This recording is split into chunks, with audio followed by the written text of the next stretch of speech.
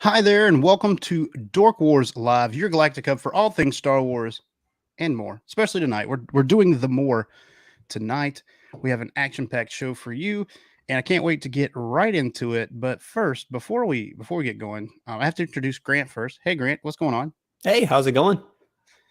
Grant has been a busy bee with D&D last night, and now he's here. So Indeed, I am.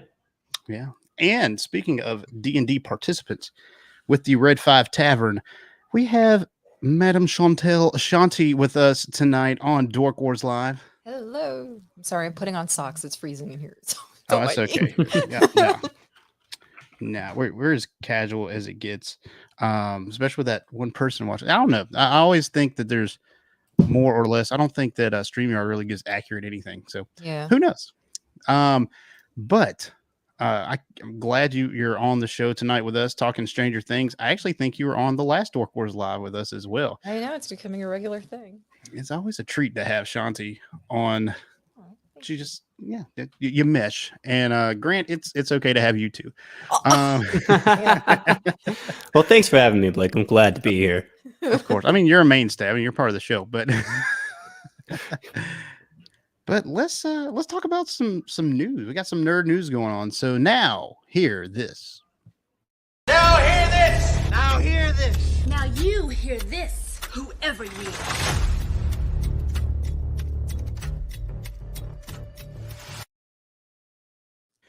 Now we have not a whole ton of news.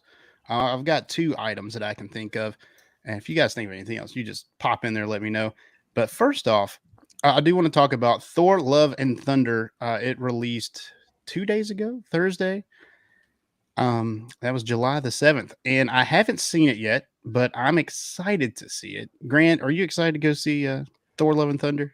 I'm excited to see this movie. I'm glad Natalie Portman came back for it, and I think that from everything that I've been hearing about it, it's going to be another wacky adventure, much like Ragnarok. So glad to hear it and ready to see it. I'm definitely all for that. I love Thor. I love the Guardians of the Galaxy. I love Natalie Portman. That's worth it. If it was just Natalie Portman, the movie, I would go see it. But Shanti, are you excited to see Thor: Love and Thunder? So I would say yes, because Thor, especially within that first 13 years of movies that we got, Thor ended up being my surprise favorite of the Avengers. And in fact, I've loved his series of movies the most out of any of the characters, to tell you the truth. Yeah. I love the first Thor. I love Dark World. I love Ragnarok. Yeah, I do. I know, Grant. I know. I'm one of the Dark few World, people really? that actually likes Dark World. I do. I think they're all entertaining. I love all three of them. But for some reason, I am not feeling this one. I think I'm actually going to wait for this one to come out on Disney Plus, which is a shame for me to say because I actually do like Taika very much. Yeah, he did a great job with the Thor that we got with I Ragnarok. loved Ragnarok. It was a different animal. It wasn't Mm-hmm. just Thor as I am son of Odin. I am blah blah. Yeah. He was witty. He was funny. It's like Tony and Steve have kind of rubbed Yeah. off on Mm-hmm. him in a way. He's hilarious in that movie. All his characters, all the surrounding characters are funny. Who's the Rock? Not Oh, Dwayne the Rock yeah. Johnson. Yeah, Korg. Oh my gosh, Korg. Korg. Which He is played cracked by me up every Taika. time. Which is type. Yeah, Yeah. yeah. It's just Oh, funny to me. A lot of people are having a problem with how Taika took Thor and making him more comical. And I don't know. I didn't grow up in a household where reading comic books was like promoted. So I Right. don't know what Thor was actually like in the comic books, but the whole constant Shakespearean kind of meathead thing, I'm glad that they stepped away from that. I like that he's funny, to tell you the truth. I think it's great. And Chris Hemsworth obviously enjoys playing it that way because he's a funny dude. He really is, and Yeah. I think that the Thor characters has kind of come into his own with the comedy element, which I think is funny because I never thought I would want to see that Yeah. from the Thor character, but it just works. Mhm. Joker voice is in the chat. Surprise, surprise. Boar, Love and Thunder, worst fourth film. I'll be doing my review in a day or two. So none of us have seen it, Joker. So we'll have to look at your review after I've seen the movie. Mhm. I will reserve any thoughts until I've seen it, of course. But I'm pretty excited to see it. Next on my news list, and this one I don't have a ton of info on. Okay, so we're just gonna throw it out there. So Jessica Jones is now on Disney Plus. I heard, It came yeah. with Daredevil and all that. However, they have changed the name to AKA Jessica Jones. Really? Yes, so it's not just Jessica Jones anymore. It's AKA Jessica Jones. Interesting. Is there a reason for that? So, well, that's what I'm here to Okay. ask. Is there a reason?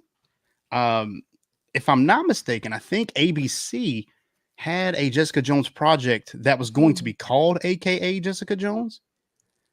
So it's just weird that they took Interesting. Netflix's show and renamed it. So Huh. I don't know what it is. I mean, I did read somewhere that Charlie Cox and Vincent D'Onofrio supposedly Mm-hmm. They're there's coming gonna back. yeah, they're coming back and they're gonna They be are. looking for her. So Yeah, Yeah. so that's actually in, and that's something I was about to bring up. Actually, that's in the Echo. The Echo, right? And it's going to be a prequel to the Hawkeye show, if I remember correctly. Okay. Nice. All right, interesting. Yeah, I'm not well versed on Jessica Jones. Yeah, me neither. So Joker Voice says that was the original title of the comics. Okay. Well, So there you go then. there it is. I mean, how much more do you need? Mhm. That's amazing. Actually, I'm glad that we cleared that Clear up. that up. But really, I told you I didn't have much on it, and there we go. But I think that's all the news I have. I can't think. It's been kind of a slow couple weeks. Yeah, one kind of funny thing is I've seen reports that Taika apparently asked Natalie Portman to be in his Star Wars film, forgetting that she's already starred in a Star Wars film. I saw. Well, yeah. Well. No. I think In it a goes trilogy. that he said, "Hey, do you want to be in a Star Wars film?" And she's like, "I I've have been already in Star been Wars." in I've been in 3. Yeah, I was confused by that. I've It's very read funny. various It's so things. Taika. I've read that he's like that, and that it very well could have just been him messing around. And Yeah. then there's the other part of me that I keep making the joke. I'm sorry. I do like Natalie Portman, so don't take offense to this, but I'm sorry. She was pretty forgettable. I opinion in those movies. know. That She wasn't her best. That wasn't her I best. think she did a work, great job in Attack of the Clones. I've never liked Padme, to tell you the truth. To be I quite didn't- honest. Well, I think my problem is in the first movie, she's headstrong, like she's her I own like her handmaid. in the Like first movie, actually. yeah, and she's headstrong and she's going to do things her way. That kind of carries over in the second film where she's very like, I'm going to go save Obi-Wan. You have to protect me, so you're going to go with me. Yeah. And that whole attitude, like she's going to do what she's going to do, and Anakin's just following along. In episode 3, though, like she's just, oh my God, Anakin, you're so Yeah, it beautiful. I just- love I your It's don't- the face." hormones, man. She's pregnant. What do you expect? I guess I don't I guess know. that's I've never still bad. really, That's I've never bad. really bought into their relationship anyway. It always seemed a little Very Well- predatorial, it seems like. yeah, Hey, he grew up on a that's planet with nice 2 way of putting sons. it. He I grew up on a get planet it, with 2 but sons. I don't know. He ages I- twice as fast. The way he Yeah, would the- look at her in Attack of the Clones, I was like, dude, like, calm Well, down. I mean, you got to remember he's like a 17-year-old kid at that point. Like, Yeah, Yeah, but but he I'll tell looks you at her what. in a little bit more devious way that I'm like, please go away. all right, he's a 17-year-old kid that's playing in a cult of a religion where he's not supposed to do anything. I What do you know. expect? He's a priest. He's like essentially priests. Yeah, I Yeah. guess Obi-Wan probably was never like, Anakin, this is how you talk to women. Like he never got around to that, I'm sure. But I mean, Obi-Wan had his fair share of times talking to women himself. Heck So yeah. yeah, but I think that's all I got for news. So with that, Dork Wars the podcast has a merchandise store. Merchandising. Merchandising? What's that? Merchandising. Come, I'll show you. Open up the store. We've got Dork Wars the t-shirt, Dork Wars the hoodie, Dork Wars the coffee mug, and yes, we even have Dork Wars the new single coming out where we play songs and they are featured in Netflix shows. Oh, cool. That's not true at all. There's Oh, okay. no I was single. gonna say, wow, you totally had me. I wish there I was was. about to say, That'd be Blake, neat. we got to get on that, man. I mean, literally all the Dork Wars have played in a band together at one point. So Yeah. Oh, that's we true. have. Yeah. I've played music with everybody on my podcast at different times, actually. You should do the best of your word of the week with Yoda. Yeah. Oh, That's what you should do. Monetize that. there we you go. See, Yeah. I'm an idea for you. There you go. Throw that in there. Merchandising. Oh, Oh, I have yeah, a little bit of news, just one tiny little thing for me because Oh, I'm throw it in. excited about it. Okay. Yeah, we're excited too. If you're Harley excited, we're Quinn. excited. Harley Quinn animated series is coming back in July for season 3, and I can't freaking wait because I love that freaking show. Nice. And right in Yeah. time for my birthday too, so I'm looking forward to it. Harley Quinn has become an icon. I know. She has transcended her role It's as amazing. Margot the Robbie, I Joker's- think, really helped. No, kick yeah, that off. yeah, for I sure. agree. I totally agree. she did, but I mean Harley Quinn, even when she was introduced in Batman the Animated Series, just kind of took off, you know. She did and for she- me. Yeah, I think that she's always been a standout character, and as Mhm. time has gone on, she's really transcended the sidekick role or the love interest, the Joker role. Sorry, Joker voice. She's almost surpassing Catwoman for me because I'm a huge Oh. Catwoman fan, but they are like right there next to each other now. Because I fell Oh, in love yeah. with Harley Quinn the moment I saw her as a kid. Oh, Mr. J, I love I it. love her. I love that costume. I love Harley.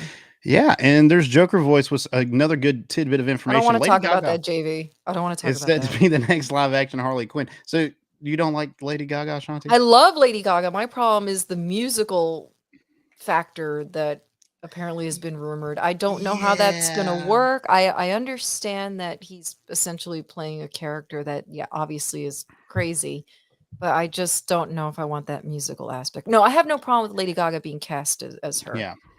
But it's the musical thing. I never wanted a sequel to Joker anyway. So Right. I'm right. already upset about it. I don't think anyone did because it's weird that Joaquin Phoenix wants I it. know. He's not a This would be sequels his guy. first sequel, yeah. So And Joaquin Phoenix, I always thought like he just does everything. That guy's in everything. yeah. The Joker, he was the Roman emperor or governor dude Gladiator. in 300. Yeah. Oh no, it was Gladiator. Gladiator. Yeah. He was Johnny Cash in Walk Mhm. the Line. It's Walk one of the my favorite movies. I love. Have you ever Walk seen the movie Her? I have not. Oh, that's an interesting movie. It's a very good movie. I have to look that one up. Look that up. I Yeah. I like Joaquin A Phoenix. little He's strange, but it's great good. It's good. we're all a little strange. Stranger No, I Things, am. right? Exactly. Good. Nice segue. That's right. But check out Dork Wars, the merchandise store. You can go to dorkwarspodcast.com. You can find our YouTube channel that you are currently on. You can find the links to our regular show, which comes out every Monday. You can find links to the merch store where we sell t-shirts, hoodies, and all that good stuff with the classic logo that I'm wearing tonight. Boom, boom, boom, Dork Wars Podcast. Or the new logo, which I don't have a shirt for yet. Even though I call it the new logo, but I mean, that's been our logo for what, maybe 3 or 4 months now, Grant? Yeah. At least. The At new least. era logo. How about that? There you go. The new era logo. And it's Like that. beautiful.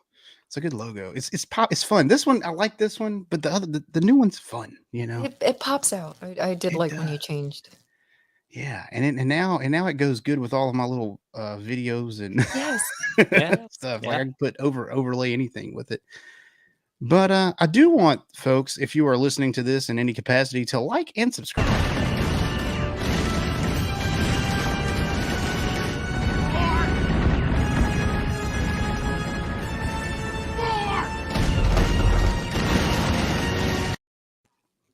Yeah, just blast away, folks. Like and subscribe and like and subscribe and share and like and subscribe. I know you guys, if you keep hitting the like button, it'll unlike it and then re-like it and stuff. So that might be weird. I don't know. Yeah. So I don't know if you should like re-click it, but anyway. That's what we need to do. Like and subscribe. We love to talk to the listeners at Dork Wars Podcast. We love interacting with you on social media, on this show, on Dork Wars Live, anywhere that we can find you. We love interaction. I get tired of talking to Grant and Wesley and Diedrich and Andrew sometimes, and it's nice to talk to other people. And you guys that listen to the show always have great things to say. Make me think of. I mean, I'm not the here all be all of geekdom. So you guys bring really cool information to me and ideas, and that's just how this thing goes. It's my favorite part. Definitely my favorite part of the show is interacting with those who listen. Speaking of shows and listening and doing all this, check out the Red 5 Network. This podcast is part of the Red 5 Network. For more Red 5 Network podcasts, visit red5network.com. I'm here to tell you that the Red 5 Network has the best podcasts on the block. We have geek stuff, we have nerd stuff, we have sports stuff now, we have TV show breakdowns, we have everything in the Red 5 Network. There's a flavor for everybody. From we have just everything. And Shanti here is a part of a couple podcasts in the network. She's just killing. She's everywhere. She's D&Ding on Scarif, and now she has her own new show, Scarif After Dark, which premiered last Saturday in this time slot. Yes. So anything you'd like to say about Scarif After Dark or Scarif or anything actually about Red 5? Well, this is the Red 5 segment. First and foremost, a big thank you to Josh Sith Care Bear for being the first guest on the show. It was Did a great it was job. a lot of fun. I was extremely nervous, obviously, but I'm sure I'll get a little bit more comfortable as time goes on. But no, it was a lot of fun. I was very happy with the response. I was very shocked to see how many views honestly got literally within like the first hour. So again, I don't really care about that kind of stuff, but obviously it's always nice to see that someone's actually enjoying your again, we're here to entertain. I mean, we really are, especially now things are so shitty, I know that's right. spread the joy, you know what I mean? But yeah, no, basically in a nutshell, I just noticed that within the Red 5 Network, we really didn't have anything that, kind of promotes, the sexier side of nerds. Cause I think we're freaking sexy, as We can be. we're ruling the world right now, in my personal opinion. So I thought, you know what, let's put the spotlight on that. So I know we were doing alternate Saturdays and it was supposed to be next Saturday, the next episode, but I'm actually going to push it to after ScarifCon just because there's so much going on with that right now. So Oh, I get it. Yeah. And I know that we had talked and you were like, are you going to do your show on the 23rd? I actually might not even do my show that weekend because Oh, okay. I might be at a concert that night. Oh, good. Good I for am you. not. Nice. Yeah. Look it up. Yeah. I don't know that. I Look have it no up. idea. So what I might do, I might So maybe actually take go. next Saturday then. I might do next Saturday, and then I'll stop That's until fine. after your next one. But See, that way it's yeah. not too long before There you you see go. us on live again. Right. Joker But says yes, he is sexy. But yeah, the Maybe. first episode was about Batman and Catwoman and kind of their sexual history and what makes, both of those characters hot in their own individual right, and then what makes them hot, together. And I also featured my Nerd of the Week segment, which is how I will wrap up the show, where I talked about my favorite person in the whole world, Conan O'Brien. And I kind of want to spotlight different types of nerdy celebrities or characters and, what makes them so sexy. And to me, the reason why I love Conan so much is because I think comedy is sexy. So if you can make Yeah. me laugh, you're pretty golden. And Right. the next topic will be cosplay in the bedroom, and that it's not just for Comic-Cons. And trying to find a guest. I know some of these subjects might be a little bit much for people to talk about. I certainly Yeah. do not want to be on a stream by myself for an hour. So please hit me up at Scarif After Dark or at Selena Kyle 29 on Twitter if you want to come on and talk about that. Yeah, I tuned in a little bit last week, and Mhm. it was a great show. Josh did a great job. You did a fantastic Oh, job. thank you hosting. I don't know so what much. I I don't, was I don't, I so don't. freaking nervous. You I'm should gonna tell you ask what. Josh. I was dying in the green room before I hit the live button. Oh, JT has joined the chat. Thanks, Hey, JT, for JT. tuning in. Good to see you. Yeah, the first time I hosted live, I was just here, there, and everywhere. I was just like, and it's weird because I can't actually see everyone I'm talking to, I know, and but it's nerve-wracking. it is. And I do music. I'm the front man. Every band I've been in, I've been the front man. And when I go out now, I do a lot of solo shows. So I'm not. Mhm. It's not being in front of people. It's like I can't see how everyone's reacting. If everyone's like, man, Right, what right. sucks. Like, For me, it was more of, oh my God, I gotta hit these buttons and Yeah. that button. That's really what was like, okay, I hope I hit everything at the right time and that the slideshow works. And Yeah. I knew everyone in the chat was gonna have a good time. That Sounds like you wasn't. need sounds like you need a tech man, Shanti. Yeah, I think so. Yeah, I need I actually need a segue into the nerd of the week thing. So have at Yeah. it. We're gonna I hook need a little you. I'm gonna hook intro. you up with that. I'm gonna hook you up with that. I'll lend you Grant for a while if you need someone to press the buttons. Oh, and thank you I so much I for pressed my the buttons last intro. night, so I hope that Yeah. went well. Oh Well, no, it did. You did a great job last night. Brad You owes me really about did. $15 for that, by the way. I have to invoice him. Cough it I have up, to invoice him. Brad. Cough it Yeah, up. come on, But no, Brad. seriously, Blake, thank you so much for my intro. I absolutely loved it. Oh, And of course. people loved hearing my voice at the end of it. It was an adventure getting Shanti's voice at the right Really? levels. Was that you, because it- Shanti? Yes. Yeah, it's like, is that Shanti at the end? And so, she's saying, this is Scarif After Dark. Like, you were like, whisper it. So she sent me like 3 takes, and I plug them in. I'm like, I cannot get these high. You can't hear it at I'm all. so sorry. And then I'm like, okay, can you like whisper like really loud? I'm like, oh, loudly. okay. Wow, Yeah. that's one And hell of a sure, contradiction. and sure enough, she gives me the next batch. It was golden. It worked out perfect, and it was fun to make. I I had to really like reset it. Audacity. I hadn't used Audacity in such a long time for any kind of Yeah. recording. So And that's what we use to record our Mhm. regular podcast. Well, a lot of us do. We all use different stuff, but that's what I Mhm. use personally, just to get my voice out there. And then I use a Yeah. different software to kind of put it all together. But yes, great things. Check out Red 5 Network. We're on Twitter at Red 5 Network. There's a bio link. Oh man, I'm bad with the address. See, I don't have my Blue Wrench girl in the chat to type that for me. So just go check out Red 5 on Twitter. We're there. That's where we hang. That's where we hang. But tonight we have a very fun topic for everyone. We're going to be talking Stranger Things season 4. Punch it!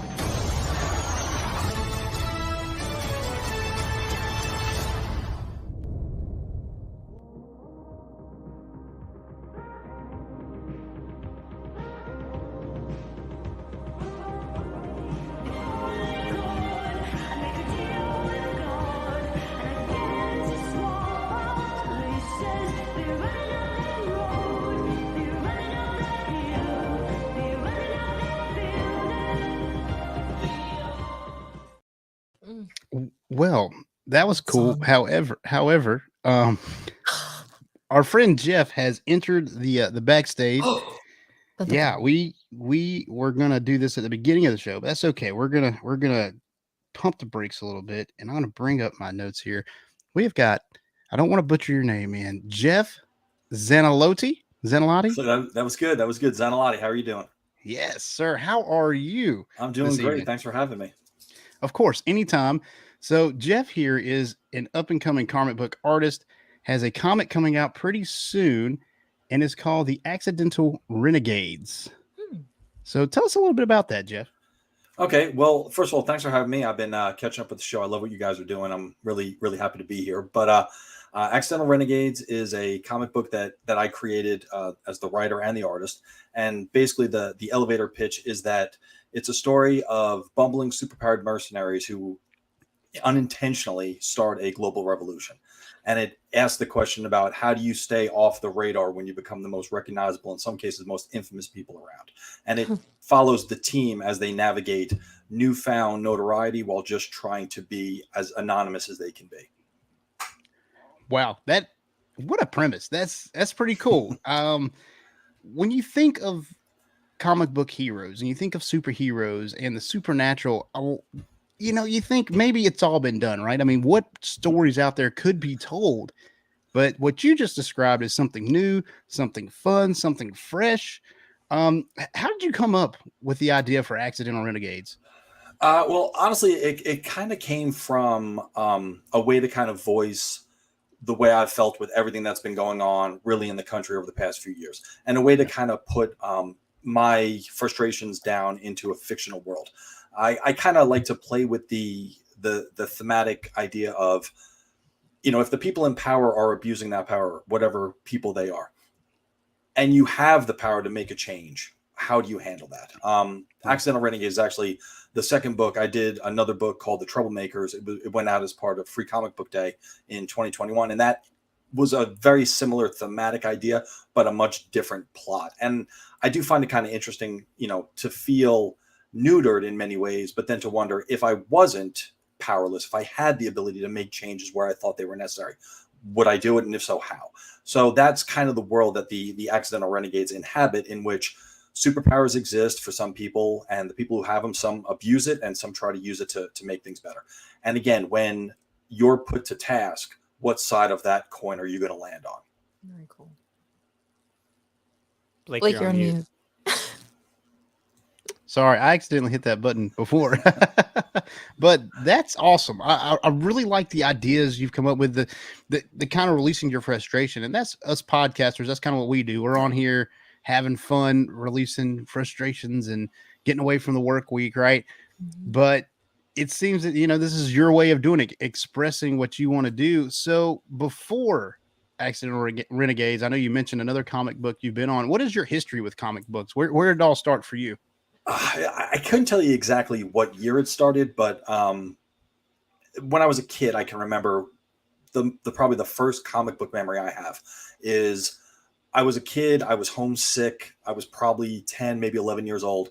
And I'm from Long Island, New York. My father used to work in New York City, so he would take the train into the city, work nights, and come home during the day.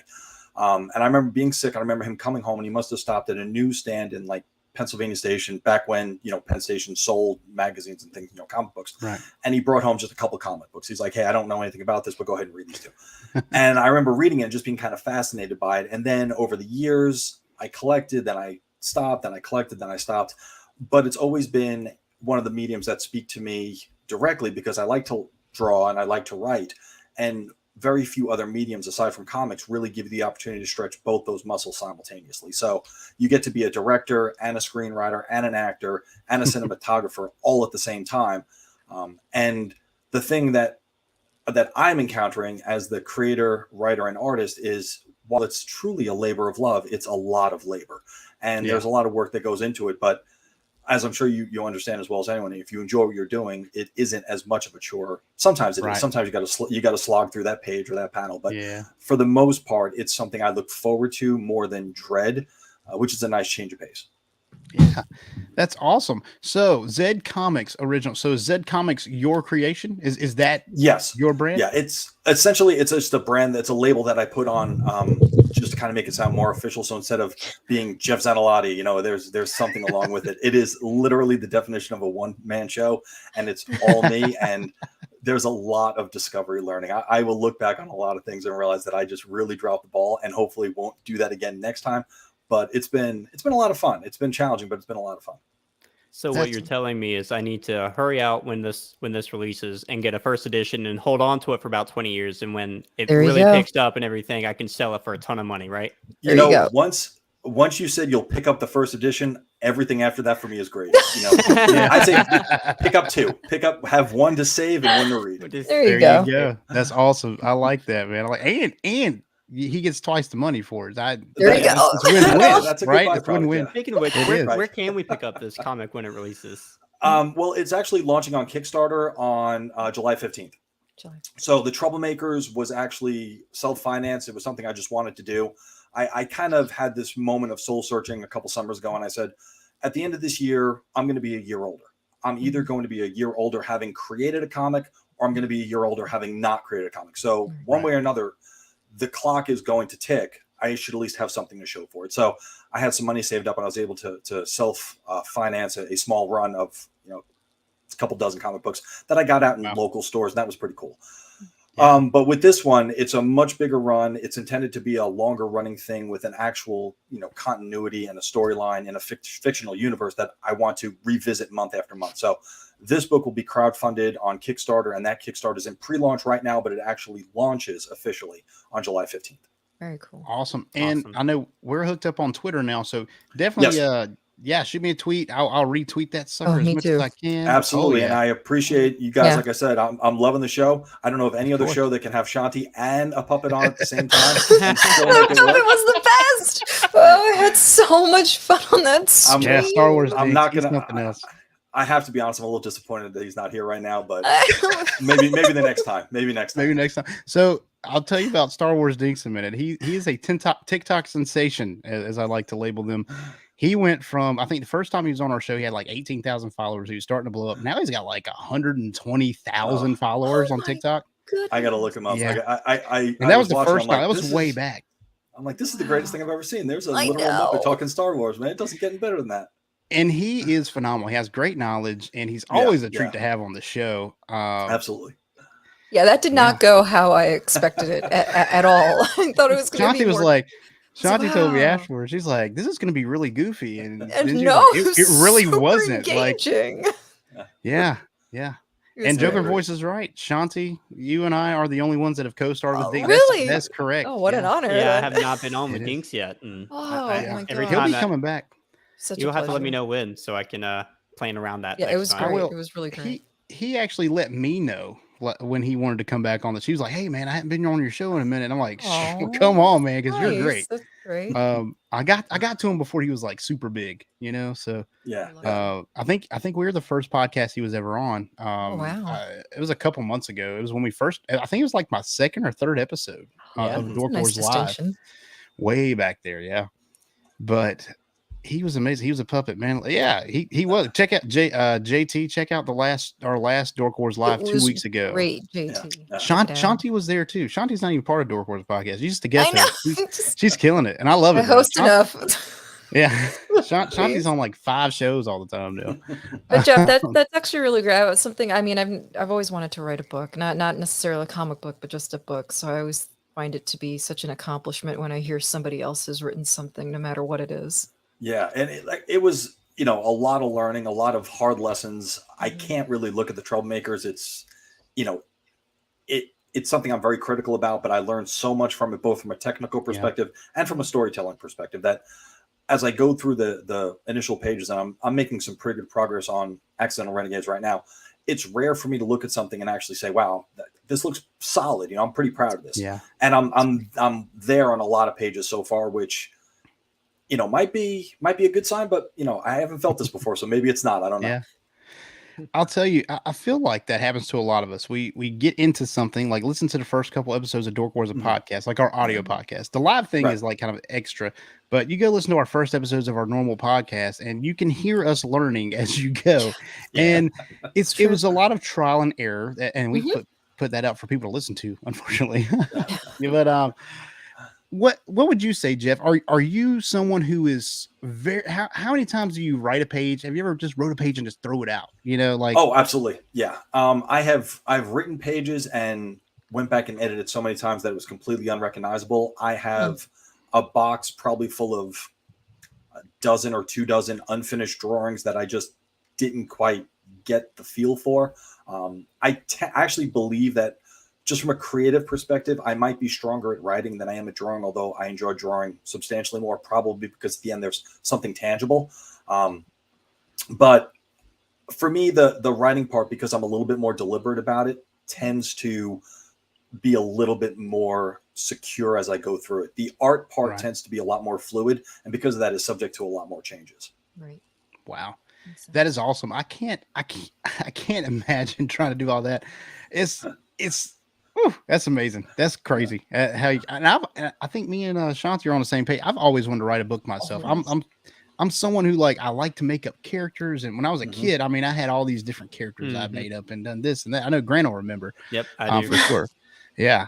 I love writing. It's always been um, like an outlet for me. So It's that's cathartic. why. Yeah. Very, very.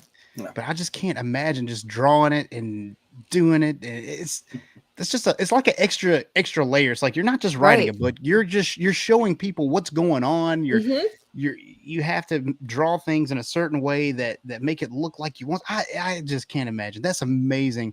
Joker Voice has a question for Jeff. So is your goal to create a brand like Marvel, DC, or Image, etc.? Is that your goal? Honestly, that's a great question, and I wouldn't say my goal is to create a brand that's that large in scope. I mean, it would be amazing, but that's not my focus. My focus right now is on telling my stories, the stories that I want to tell. As far as being picked up by Marvel or DC or Image, I mean, frankly, that would be amazing. But I think about it, and I think I don't necessarily know that would be my first choice, because Yeah. you're playing with someone else's toys when you do that, and at the end of the day, you got to put them back in the box, and they're not yours. Right. Right. In this world, in like the Zed Comics world, if you want to call it that, the characters are mine. I can take them from cradle to grave, however direction I want to take them, and it doesn't mess with continuity. It doesn't mess with corporate problems. I know a lot of people are frustrated with big two Marvel and DC comics right now. Yeah. But I think that sometimes glosses over the amount of challenges that there is when you're dealing with, I mean, Spider-Man, the X-Men, those have been around for 80 to 100 years in some cases. Like, right. You just can't change everything on a dime and not expect to have some sort of profit or loss. So right. Yeah. I don't know. I'm sure it would be amazing to work on the characters I grew up idolizing. But at the same time, now that I'm a little bit older and I recognize the value of creating your own thing, I'm honestly not 100% sure that I would jump at that. Yeah. I don't know. I totally get that. I totally get that. Just it's yours. I mean, it's totally yours. The Zediverse comics is yours. It's amazing. I like that. I'm going to use that Zediverse. I like Zediverse. it. I was going to say the like Zediverse. that. Yeah, I'll give you credit. It's There you go. good. Trademark There you go. Blake, but I'm going to use Zediverse. No problem. No problem at all. But that's got to be amazing, though, just to have those characters. And now, I mean, you have a product. You are ready to show the people out there what you can do, what you've written, what you've illustrated. And I personally can't wait to pick up my copy. So that releases July 15th. Yep. Kickstarter launches July 15th. So if you have a Kickstarter account, you should be able to look it up. The links will be posted on all the social medias. Yeah. I'm going to be pretty relentless about that. So if you miss it one day, I promise it'll be posted again the next day. And we will retweet that as much as we can and I push appreciate that. If you put the we have a private chat here on StreamYard. If you put that link in there, I'll even put it in the comments now so folks can check that out if they can. I don't know. Can you check that out yet? Are you able to? I don't even know, but you can save it. But however you do that. Okay. Because I know it's in pre-launch. So on July 15th, go to the Kickstarter, check this thing out. I'm excited. So Jeff, just kind of wrapping up here. Anything else that you want to get out about Zed Comics, Accidental Renegades? Any closing thoughts for you? Just like I said, I really appreciate getting on and talking to you. It's been great. Like I said, loving the show so far. Looking forward to a lot more. My social medias are always out there. Anyone wants to jump on. The website is zcomicsoriginal.com. Instagram is zcomicsoriginal. On Facebook is zcomicsoriginal, and on Twitter as the letter Z Comics Original. Z Comics Original is just too long of a username, so Z Comics Original will get you pretty much anywhere on Twitter. It's the letter Z Comics Original. And again, I really appreciate this opportunity. Look forward to many, many more, and hopefully get to talk to you guys again soon. Oh yeah, definitely. Yeah, I love repeaters. Oh yeah, I love having repeaters. I am now following. There we go. I may And reach Jeff- out about something later, Jeff, about a new show that we just started, and I think would be a good kind of mix with yours. I will take whatever opportunities you want to give. You guys are awesome. Oh yeah. So I know, Jeff, we talked earlier, and you have not seen Stranger Things season 4 yet. No, okay. So I'm going to be honest with you. Like, I have this. Okay, this comic book's taken a lot of time, obviously, but I understand. I mean, I understand. I just finished Obi-Wan. I finished The Boys. Yeah. Boys. You know, There's so much out there. there's so Boys! much out there. There's so much out there, and I never got on the Stranger Things wagon early on, right? Yeah. And my daughter's like, "You got to watch it. You got to watch it. You got to watch." So my wife and I, no lie, actually started a couple days ago. I think we're on like episode 4 or 5 right now of season 1, and it's been great. Like, I'm loving the show. Oh, you got a podcast for you. Yeah, we I just know. had one launch. We have 2 I people know. that are watching it, episode 1 today. They Episode- just It's talked like, about it. It's so you know, funny. and it kills me that I'm like, I have to leave because I cannot have anything spoiled, and it's been hard to avoid it. But you know, I'll stick around long enough to throw some links in the chat. But then, unfortunately, as much as I hate to do it, I'm going to have to leave just to save my sanity. I Oh, understand. well, I hope you enjoy it. I think it's such so a far great it's been a great show. It really has. I mean, very cool. I thought it was going a couple directions, and it surprised me. So it's been really good so far. Yeah. Well, that's awesome. Thank you so much, Jeff, for being on with us. Cannot wait for some more collaboration. Just getting your stuff out there, and even having you back as a guest. I love having people on. That's what Dork Wars Live is. For anyone listening who doesn't know what Dork Wars Live is, that's kind of like our extra show that you get every couple weeks. We release our main show every week on Monday. Of course, you can find out on Spotify, YouTube, all those, or not YouTube, usually Spotify, Apple Podcasts, Google Podcasts. I don't know all the podcasting. I just listen on Spotify.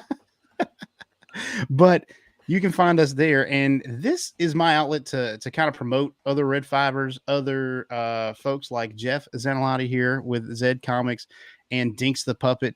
We even had a TikToker on who was a Marvel TikToker. We did the Marvel Universe, just kind of like a general thing, just to promote other people. And that's kind of what this podcast is about. It's about getting our stuff out there and your stuff out there. It's just so we can all have fun together with the folks who listen, who want to listen. Awesome. So I'm going to throw this in the chat. This is the link. Oh, here it is. And I'm going to pin that one. So go check this Kickstarter out. Jeff, thank you so much for being on. You've really added something to the show tonight. And thank you so much for having me. And again, it's been great meeting you. I look forward to seeing you around, and keep up the great work. Yes, sir. You too. Thank you. All right. Take care. All right.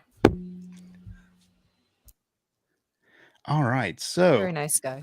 Yeah. I like Jeff. That's the first time we've ever like spoken like screen to screen. But I always like meeting new folks. We got Sith, Care Bear, Josh stuck at work tonight. Oh, it's all right. It's all right. Just keep us on in the background.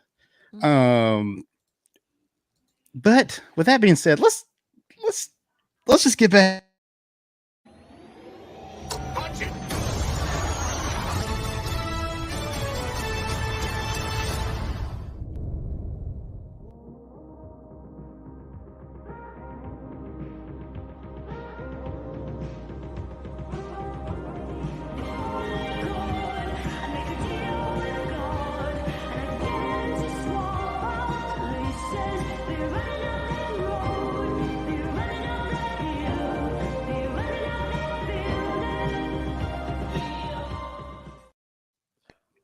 So obsessed with that song. Dude, Kate Bush never knew that she was going to have a resurgence like this. Who knew? Who knew? I bet she didn't know either. I bet she's rolling in it. I bet she's so I like happy it when right that now. happens, though. I think that's always cool. Good song too. It is a good song. Yeah, that song is amazing. Oh gosh. All right. Okay, Joker. Okay. Season 4, when millennials discover Kate Bush and classic Metallica. I've always known about classic Metallica. And Kate Bush is all right. Like her other songs, like I listen to some of her other stuff, and it was okay. It was okay. But this song is powerful. And oh man, we've already got the takes coming in. We got Josh. Get out, Josh. A little disappointed with the way, man. Yeah, Josh. No, I'm not going to heckle you. You're listening, so I can't. I don't want to heckle. Stop heckling my listener, Shanti, and stop making me heckle or helping me heckle, whatever that is. So, general thoughts on this season of Stranger Things, Shanti. I'm going to come to you first on this. I absolutely loved it. I felt I mean, I love the whole show in general, all in all, but I will say, having not rewatched, because I want to rewatch it from season one again. Yeah. I do remember the third season being a little bit of a Meh. challenge to get through, Yeah. honestly, but I really, really enjoyed this one.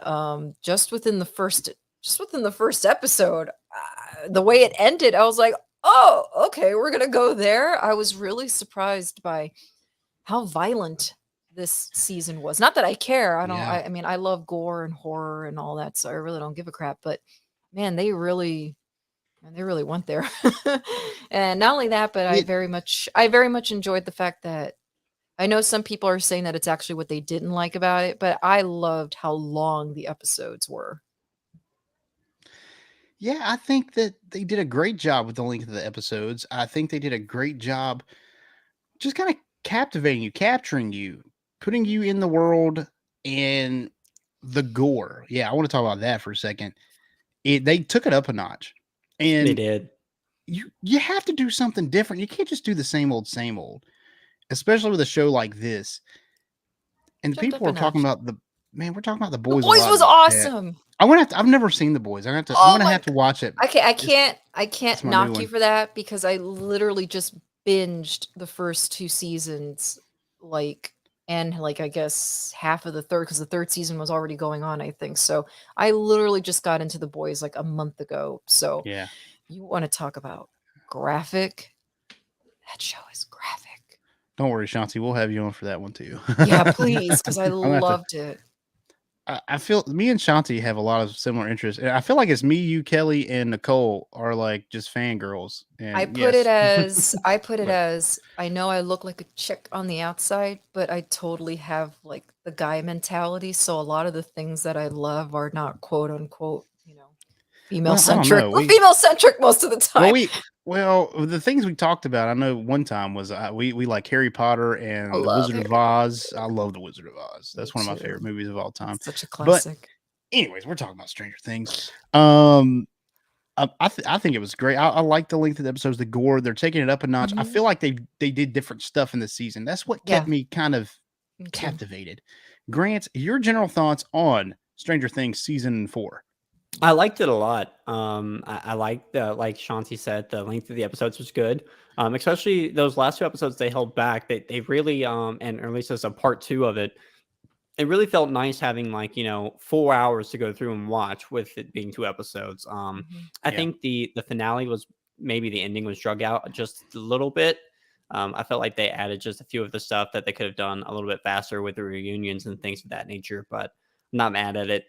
But you can definitely tell it was filmed during COVID, and that's why all the characters are spread out throughout the entire thing. That way, they kind of did it in pods, and then as you can tell, as they got towards the end, they're like, "All right, let's get everyone together."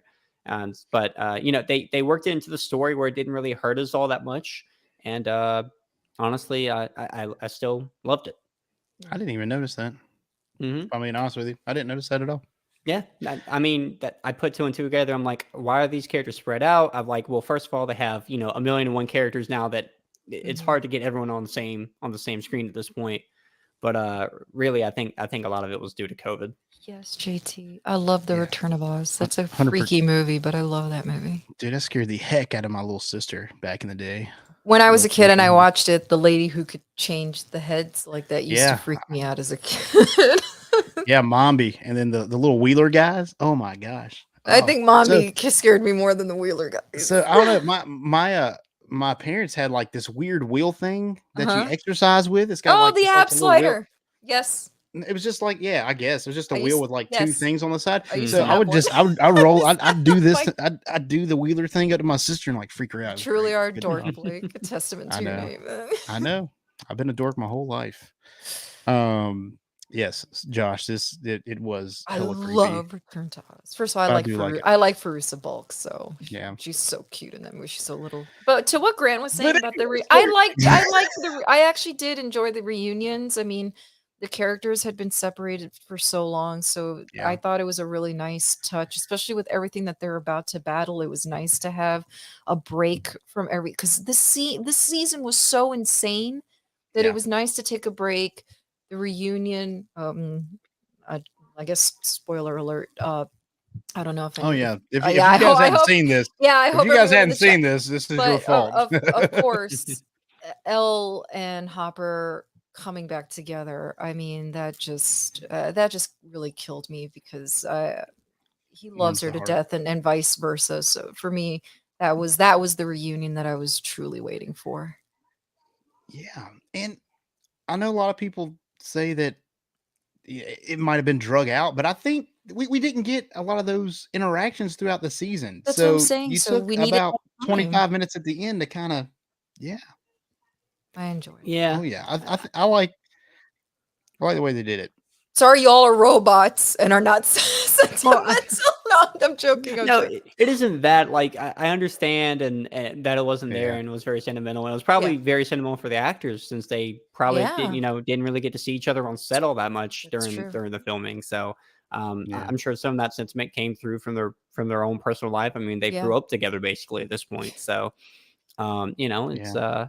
I understand it, but I just felt like they could have cut some down a Something little somewhere. bit. Yeah. Something somewhere. It is Man, crazy how they have grown up together. Watching that first season, like, oh God, they're such babies. Yeah. They are. They really are. And Grant, you got to stop crapping all over the mushy stuff, man. That's part of it. It's just part of it. But I want to talk about the relationships. We're gonna get Grant. Excuse us. We're gonna get real fangirly here for a minute. Yeah. Because here we go. Eddie, in this man, I mean, Oh, they did Eddie so it's a dirty. teenage drama, man. seriously. Poor Eddie. Do what? They did Eddie so dirty. They did. What that had to do with relationships? But we can talk I about don't Eddie. know. That's Doesn't fine. matter. We're talking about Eddie right now, and We're talking Chantal's about all about it. Eddie. Okay, I'm all hey. about it. Well, let's- I want to be in a relationship Okay, with fine. Eddie. How about that? Look, there's your relationship right there. My relationship with Eddie. That's weird. That's He's kind of weird, Shanti. Eddie's he's like crush alert. 20. Whatever. He's so Hey, that's adorable. legal. Exactly. He's over 18. That's It's cool. true. That's No, true. I That is really true. loved the character, and I thought he meshed in very well, obviously, with the other characters.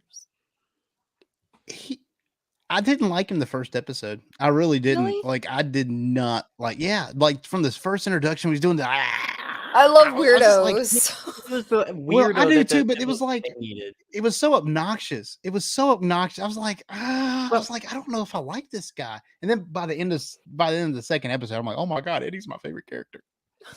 Yeah, like Um, he brought that classic nerd energy that was kind of missing. None of the other characters really had it this season. All the other younger kids have grown up and they're like, I don't Right. want to do that stuff anymore. Yeah. Mhm. So, but Eddie Yeah. was he just came in and just knocked it out of the park, bringing that kid teenage energy, nerdy in the '80s, D&D, all types of things. D&D so. and rock and roll, dude. This And rock dude and roll, was yeah. like, he was hard.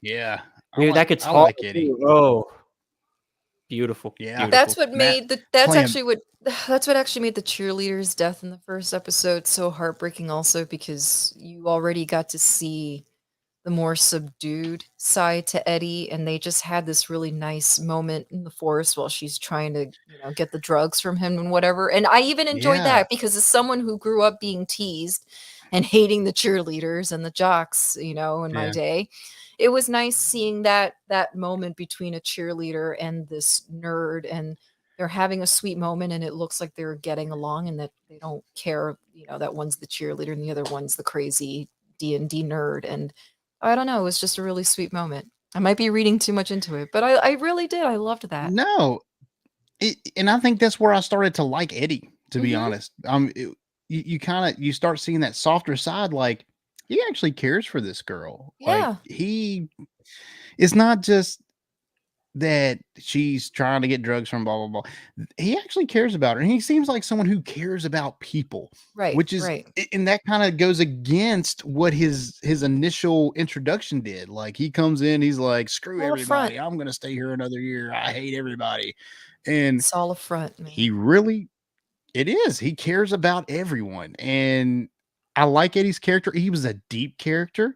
He did some great things. I like seeing him sneaking around and stuff all season. Mhm. Has been some of my favorite parts. Like, yeah.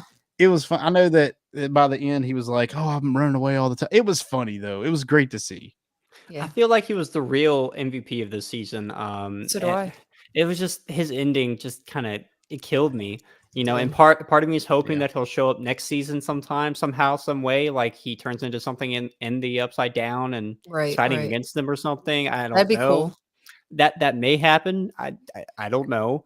But Yeah. or maybe they'll. But I'm thinking they're going to give him the Billy treatment and just say you're a 1 season type of character, and That sucks. that's kind of Well, it. Billy was Eh, 2 seasons. Billy was Well, 2 seasons. Was he 2 seasons? Yeah, he One was and in a season half, 2 and maybe? 3. He died. I thought he was only in No, he season was at the 3. big.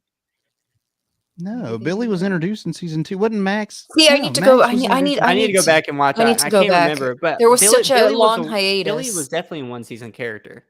That's what I thought No, too. he was two Yeah, no, it was seasons. definitely season 3 Oh, boy. because like I feel Grant, like are you? Do you want to put a date on it? No, do you want to put don't a date do on it, this to Grant? me Do you want? again. Do you want to do this again? Don't do You this. know Do what you wanna else do sucked this about the again? whole Eddie thing is that's another like brother. Now that's a brother figure that Dustin lost because he has Steve, which I really really love, and then he had Eddie as well, and just seeing Dustin just so broken up, watching Eddie die, and that's another thing. The things that Eddie was saying before he passed away. I mean, it was just so emotional. Yeah. It was really killing me, because. Again, it was So- all such a front, but deep down inside, he basically, Yeah. admitted that he was a bit of a coward, essentially. Yeah. But all these other characters that we've seen in past seasons that have passed away, Billy, who was in it for 2 seasons, I promise. You're right. I looked it up. Molly, He's in season 2 and season 3. thank you. He was introduced with Max. That's Max's stepbrother. Yeah. But anyway, it really did. Season 3 was kind of a like, he was in it a lot more, I think. But Maybe yeah, that's he was in what it season was. 2 as well. Yeah, but Billy's death really didn't. I mean, he was a jerk. Like everyone's like, yeah, that's what he gets. Was it Molly that was Nancy's friend in the first season? She ends up dying, and I thought it was sad, but I wasn't like attached to that character. Like that early in the show, no one was attached to anyone like that. Anyone could have died, and they'd been like, oh man, that sucks. But okay, but something about Eddie was different. Even the cheerleader, like I hate she died. I hate that the little nerd dude, Chrissy was the cheerleader. The nerd dude was I can't think of his name. I now. don't know I knew his it name. the other night when we recorded. I can't remember, but he's What? he's Who? but when he The nerd guy The- that was with Nancy at the beginning. Oh yeah, yeah. the second guy that gets crumpled The other up like reporter. by Vecna. Yes. Yeah. And then the basketball dude, and I don't remember his name. I didn't care that much about him, but he died too. And none of those deaths really compare to like Eddie's, because Eddie was kind of like one of those characters. He was in the show, but he wasn't like one of the main guys. Right. But I hated seeing that. Oh gosh. It Ugh. was sad. And I almost wish they would have left him alive. I really wish they would have, because I think he adds to the team. Like Yeah. he's a different kind of character. That's why there's a part of me, and I'm normally not, and I love when Ro's always asking me for theories on certain stuff, like, oh, what do you think's going to happen next? And I'm like, you're asking the wrong person. I'm not creative enough to come up with stuff like that, which is why I failed epically last night with D&D. But I thought, Grant, You did not fail epically. It was a great time. it was fun. But one of the thoughts that I actually had, I think it was either today or yesterday, is I was wondering if maybe if they defeat Vecna in the 5th season, depending on what is actually going on with the Upside Down, could it undo everything that he's done? Like I would love that kind of bringing back the people who have quote unquote died in previous seasons. Yeah. No, I don't think that would really happen. I My hope. guess is that I would love it. My guess is that Max will come out of her coma once they kill Vecna. I think she's Okay. going to be non-existent in the next Oh. season, and that's when she's able to come back. Yeah. Poor Max. That, Yeah. or if the mind flare goes into her, she'll be able to move. But that's the only way. Oh, and I'm telling you right now, I Will is Harry Potter, and he's a Horcrux. And that Yeah. boy is gonna die at the end of the show, and that's gonna make He me needs. so I feel like he's like the that's key gonna have to. Yeah, he is. I feel like he actually died in the first season, and something from the Upside Down's just been acting as him the entire time. Yep. Oh, I had a So- friend who said the exact same thing. Well, I know this is weird because it's kind of going back to the first season, but like you get that fake dead body of his in the first season. Yeah. What if it ain't fake? That's not well. When they find That's him in not the something that corridor. happens. Yeah, that's not something that happens like in the upside. We've never seen anything else like that where the upside down like creates body doubles in the real world of it's weird. Like that whole thing was weird to me, even when it happened. But even we hadn't seen anything like that since then.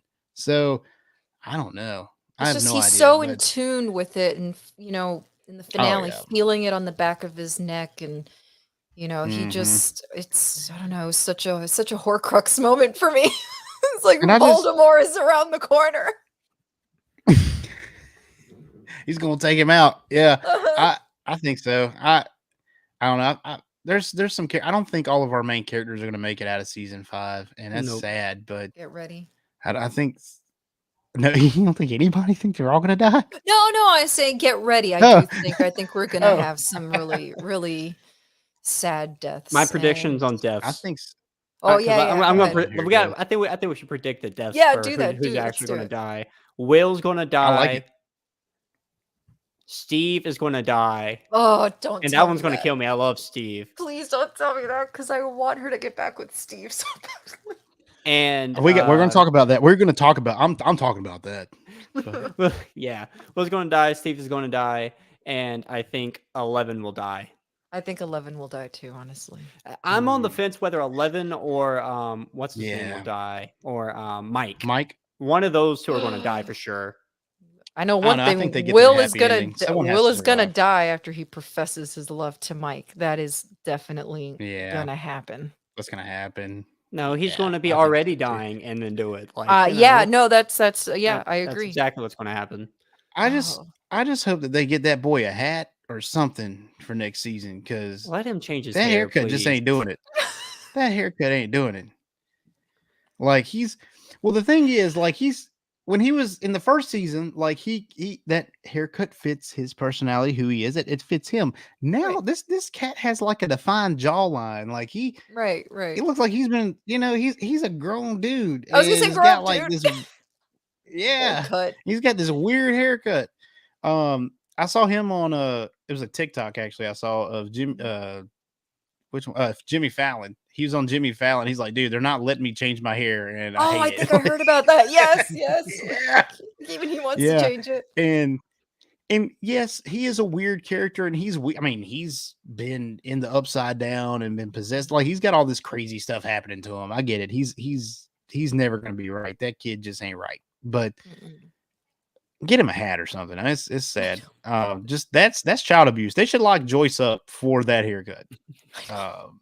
That's what I think. Oh, poor Will. So Shanti, who do you think is gonna die in season 5?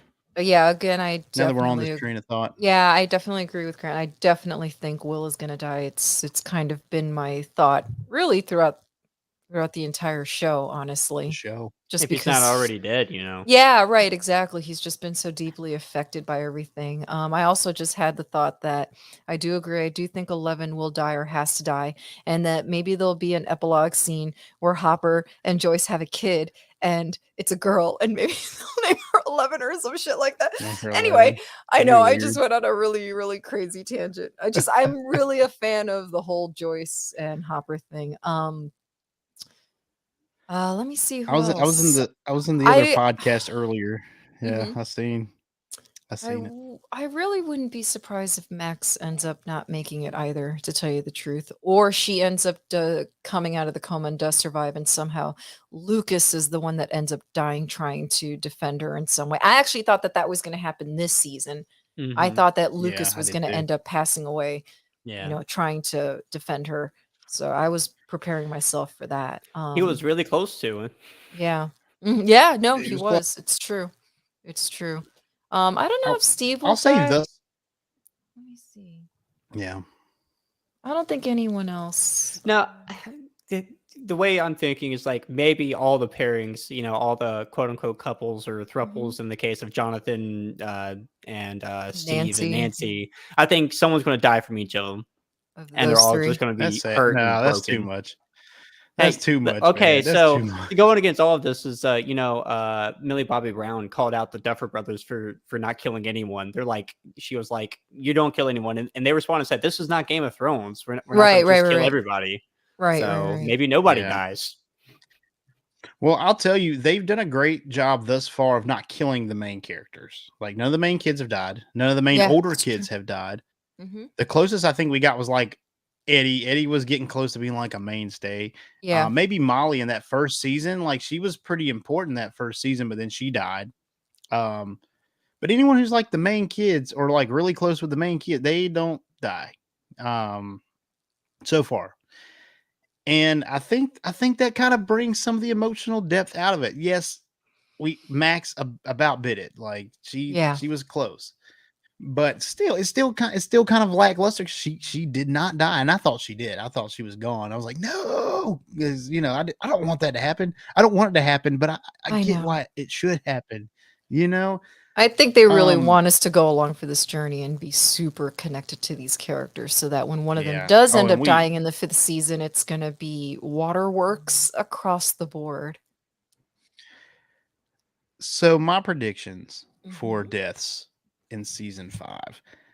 I think Will's gonna die. We've all scratched that tally. Yeah. I don't know which one. I think Jonathan or Steve will die. And I thought Steve might die this season so this is one of my favorite scenes is when he's in that RV and he's got Nancy in the passenger seat and he tells her about how he wants to take his kids and his family across the United States in a camper, and he just lays it all out. And I was like, dude, that's beautiful. Like, this is not the Steve from season 1. Like, Steve is one of my favorite characters in this entire show.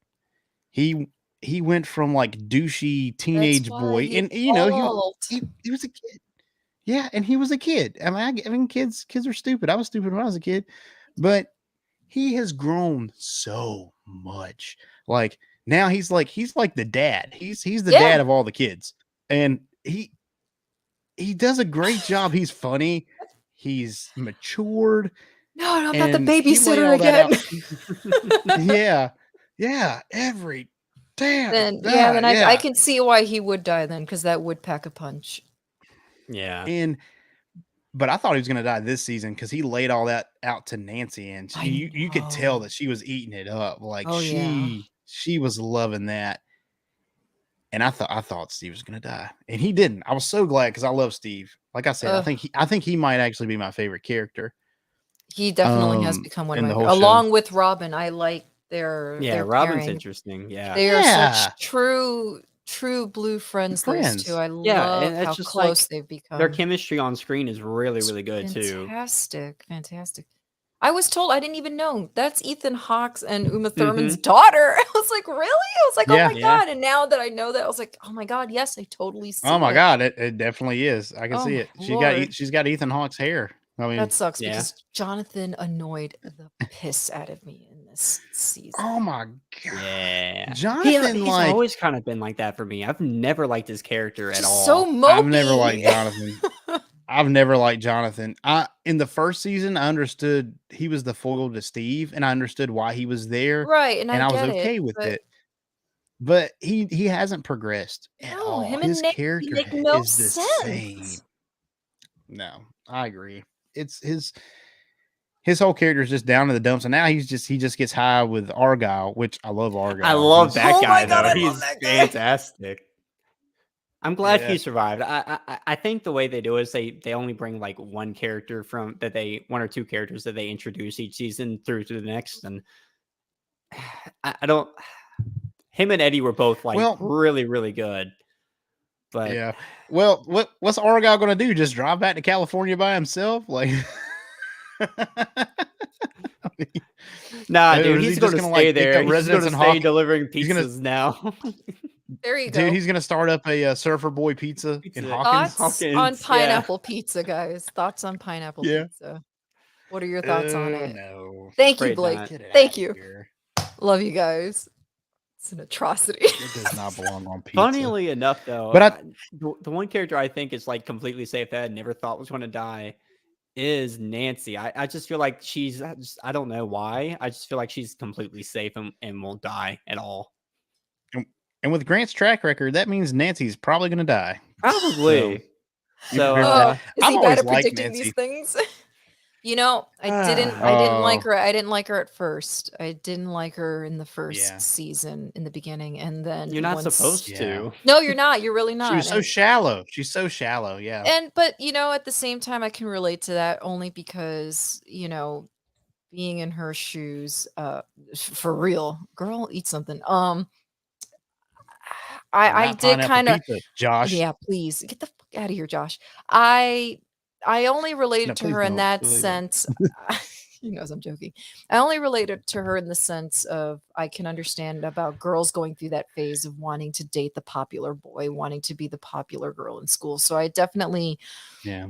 did relate to that aspect of it, but I just thought she was so freaking annoying in season 1, and then she really upped her game. I mean, a lot of these characters truly have evolved. I mean, she ended up being very strong and resourceful, and she's intelligent, and Her with that shotgun. I know. Oh my god! I was like, look at this chick with a sawn-off shotgun. Holy crap! Yeah. She was bad to Badass, the bone this man. season. She Yeah. really She's been cool in the other seasons, but She really Yeah, she stepped it up. really I've always- stepped it up. I've always liked Nancy. I even liked her in the first season. I know I kind of saw what could be. I think I kind of saw behind the veil. Steve is one I did not see. Like I thought I was going to hate Steve Me forever too. from that first Me season. too. Because But Nancy was giving me so Nancy was giving me like Ripley vibes. I was like, look at this badass.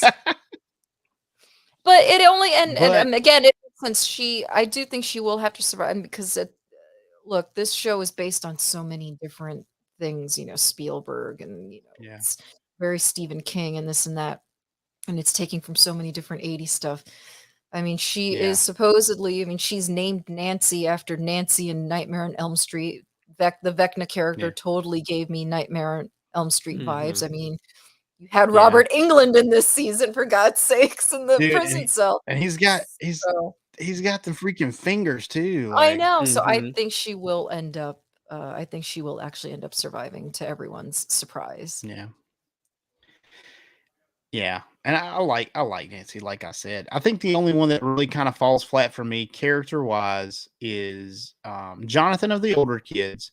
Yeah. And this season, it's been Mike. Mike really did not do anything for me this season at all. They really didn't do much with his character this season, and I don't know why. They stunted him. He may they did. He may have been busy filming other things. I know he was in that new Ghostbusters movie, so Oh, maybe that's his true. availability just may not have been there. That's true. Yeah, Yeah. because he's definitely become one of the most popular ones. Mm-hmm. Yeah, he is. He has. And I get that, but even and 11 to me this season really didn't do that much either. I didn't really care for her character very much. Not to the very end when she comes in and fights Vecna. That was cool, but I don't know. Up until that point, I don't know. I like the stuff between her and Henry, and I think that's more a credit to his character, not hers. I don't know. But At the very beginning, her going up there and just smacking a girl in the face with a roller skate. That's what I was gonna just talk about. I do like that. Like, okay, it Yeah, started I off. do like like I that don't part. condone it, but that bitch deserved it. I'm the sorry. middle But was, that was a an little bit episode weak, 2. but yeah, the middle was a little bit weak for Eleven's character. But I mean, Mhm. she's going undergoing training, and she has the whole Papa fiasco. I mean, you just feel bad for her because she's there against her will at first again, and it's just like, oh, here we go again. I don't think it was horrible. It just, with everything else going on, I wasn't as interested in those scenes. I just wasn't. I wasn't interested in that story Now, like I was. My big thing is the with Hawkins, that. the kids in Hawkins. That was my favorite. My big thing is they don't pay off the general going around and doing anything. The last we see him is at the lab, and then we don't see him again. Just Is like, Matthew Modine really dead? Do you think he's really dead? I know he got shot. I don't. Who knows? You think somebody grabbed him at the last second? I know. And revived him. I hope Paul Yeah. Reiser is alive. I love Paul Reiser. I think he dies. I think he's dead. I think that's an important point of the series or of the season is now it's kind of like 11 versus 1. That's kind of what it is. And the Papa's not there to keep them separate no more. Papa's not there Right. to put one in time out. You know, he's Right. gone. So I think that's where that's headed.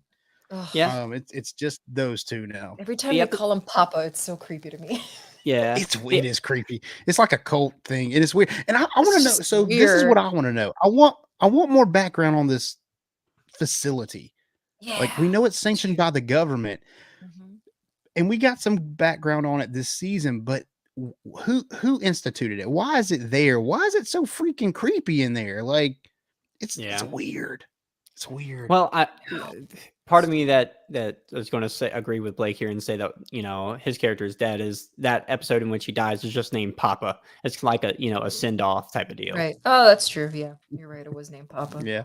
I don't always pay attention to the titles of the episode for some They're reason. so don't important, really- like the I don't piggyback. know. No, the it's final. true. It is true. In Stranger Things, it That seems was to be very the- important.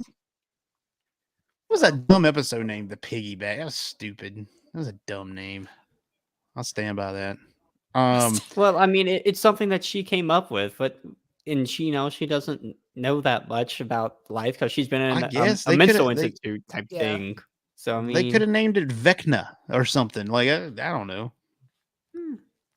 But I want to talk about Max for a little bit because she stole the show out of all the younger kids, for sure. The younger heroes in this show. She stole the show.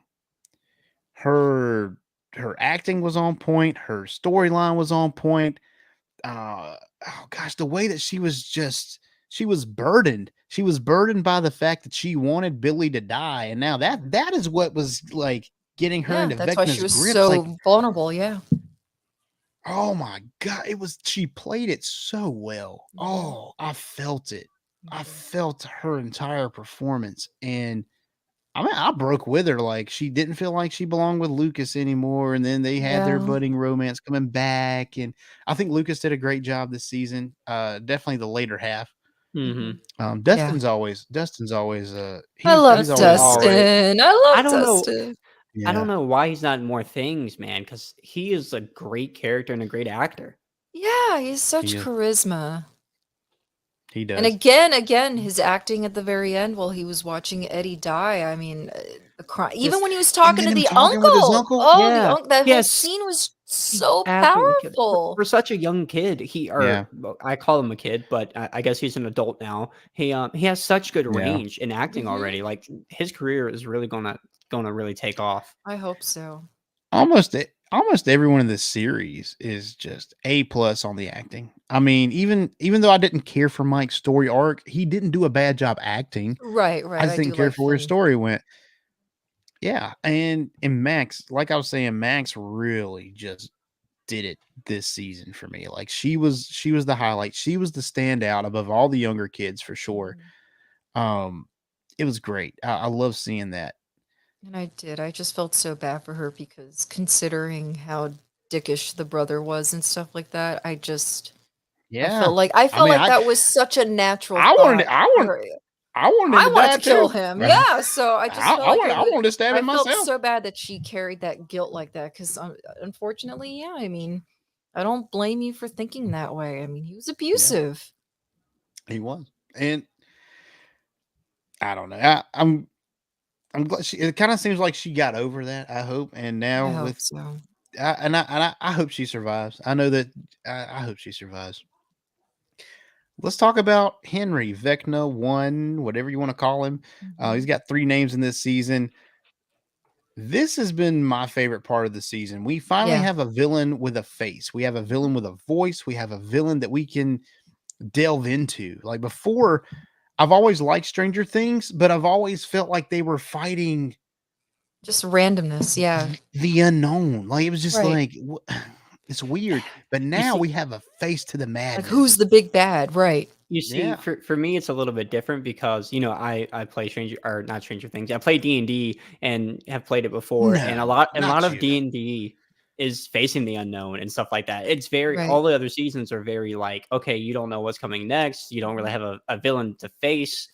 And then at the end of a D&D campaign, there's usually one big villain that gets revealed, and it's almost like Right. I know it's based off of D&D and everything like that. Yeah. And so it really is. Even the story arc and the storytelling is very D&D esque. Yeah. Yeah, and this has been my favorite part though, because now we know who it is. It was Vecna all along, right? Mhm. It was he's been pulling the strings, and we Mhm. have a face to this to the Upside Down now. We know that like he's responsible for the Demogorgons and Yeah. the Mind Flayer. Like they were there in the Upside Down, but he brought everything together under his will. Speaking of face, an amazing that makeup and costume work is Was it phenomenal. an actual costume, or was it a lot of CG on there? I couldn't. No, I couldn't think say. if you, I think think it's a there lot is of I practical. think there is a video of him like, it's Mhm. sped up of them putting the costume on him and doing the Nice. makeup, and then he's drinking a Starbucks coffee, Yeah. which is absolutely hilarious. But It's and it like the was Qui-Gon Jinn so- with the umbrella and the sunglasses. Yeah. it was just I just loved how every time he took a step, yeah, it was I just love how Yeah. every time he took a step, you heard the boom, boom, boom with Yeah. every step. It was just a very imposing character. Like if I had He- that guy coming towards me, I think I would pass out just from being so freaked out. he had an amazing presence. Mhm. And by the end of it, when you find out that his hand's been in all of this from the Mhm. beginning, you're kind of like, yeah, it has been. Like Yeah. it's not that hard to believe. Like we buy Mhm. into that. Yep. It's not random. It's not out of left field. They did it in a way that they introduced a new villain, but he's literally been pulling the strings the entire time. Yeah. And I think they pulled off that story arc masterfully. And I'm sure there are some people who probably were able to connect it rather quickly, and I understand that, and some might feel like maybe that cheapened it, but we actually spoke about this a few months ago on the Scarab podcast about like turning your brain off. Are you one that you turn your brain off when you watch certain things, or are you the kind of Yeah. person that you're watching and you like to try and figure it out? Me, my brain is constantly running. So Yeah. because movies and TV are an escape for me, it is the one time where I actually do shut my brain off. So it's not that I'm stupid or anything like that, but I Yeah. actually, of course, was actually very surprised that one was Vecna. That Not actually, me at all. yeah, you see, I just want to be surprised. So No, like I just, and then of course, yeah, Vecna being the one that, was actually the one, that's been controlling Yeah. everything the first time, that actually kind of surprised me as well, because I don't want to solve it. Yeah.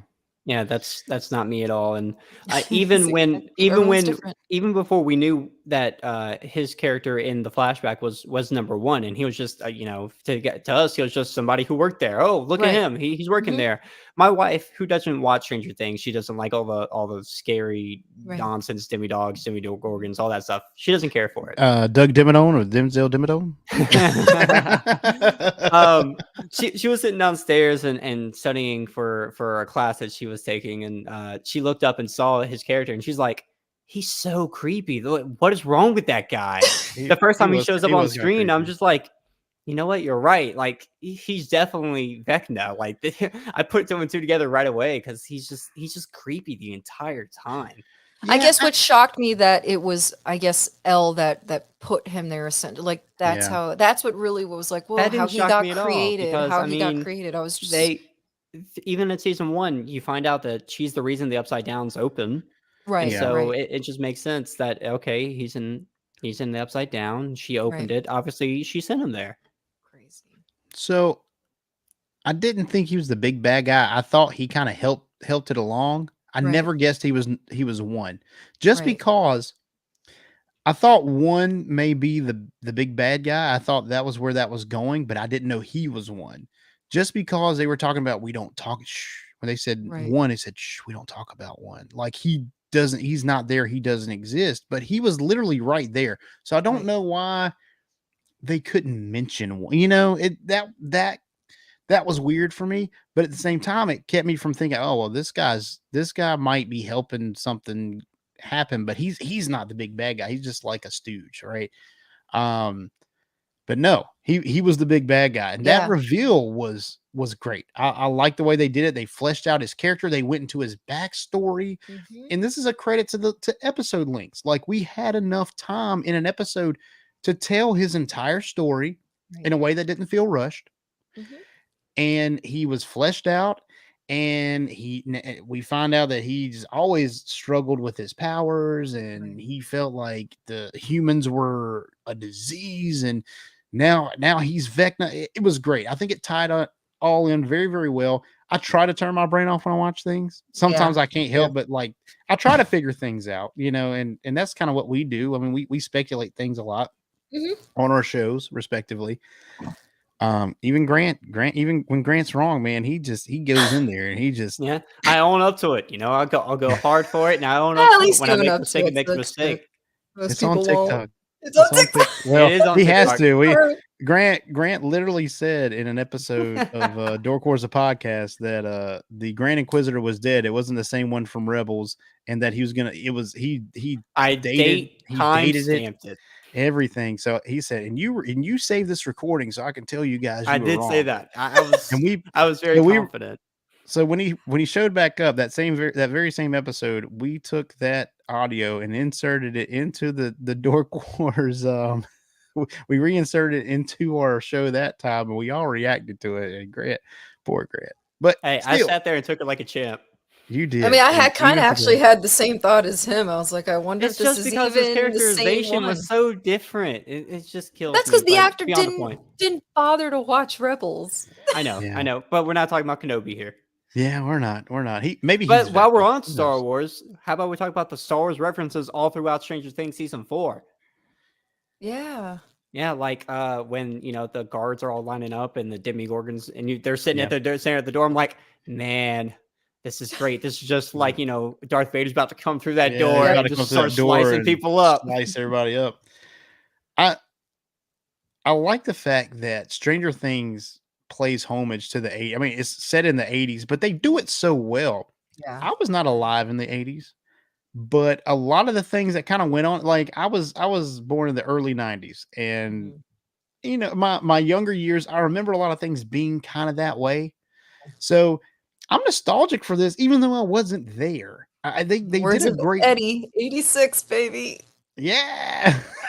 So I only lived in 4 years of the 80s. Yeah, so right. But they do such a great job of bringing you into that world. And obviously it's not our world because, Hawkins, Indiana didn't get blown up into bits in 86. But that we know of. We know of. That's right. The government might have hushed that up. But But I watched this show, and the things that happen just kind of bring me to a spot where I'm like, oh man, like this was a great time to be alive. I mean, even though there's underworldly things coming to kill you, innocent time, kids roamed free. Yeah, And I love all the references to Durham, North Carolina through all of it. I live in Durham, so it's just like I see all these references all the time, and people don't recognize it. I'm just like, what are you talking about? It's so the River's literally right down the street. What are you talking about? So funny.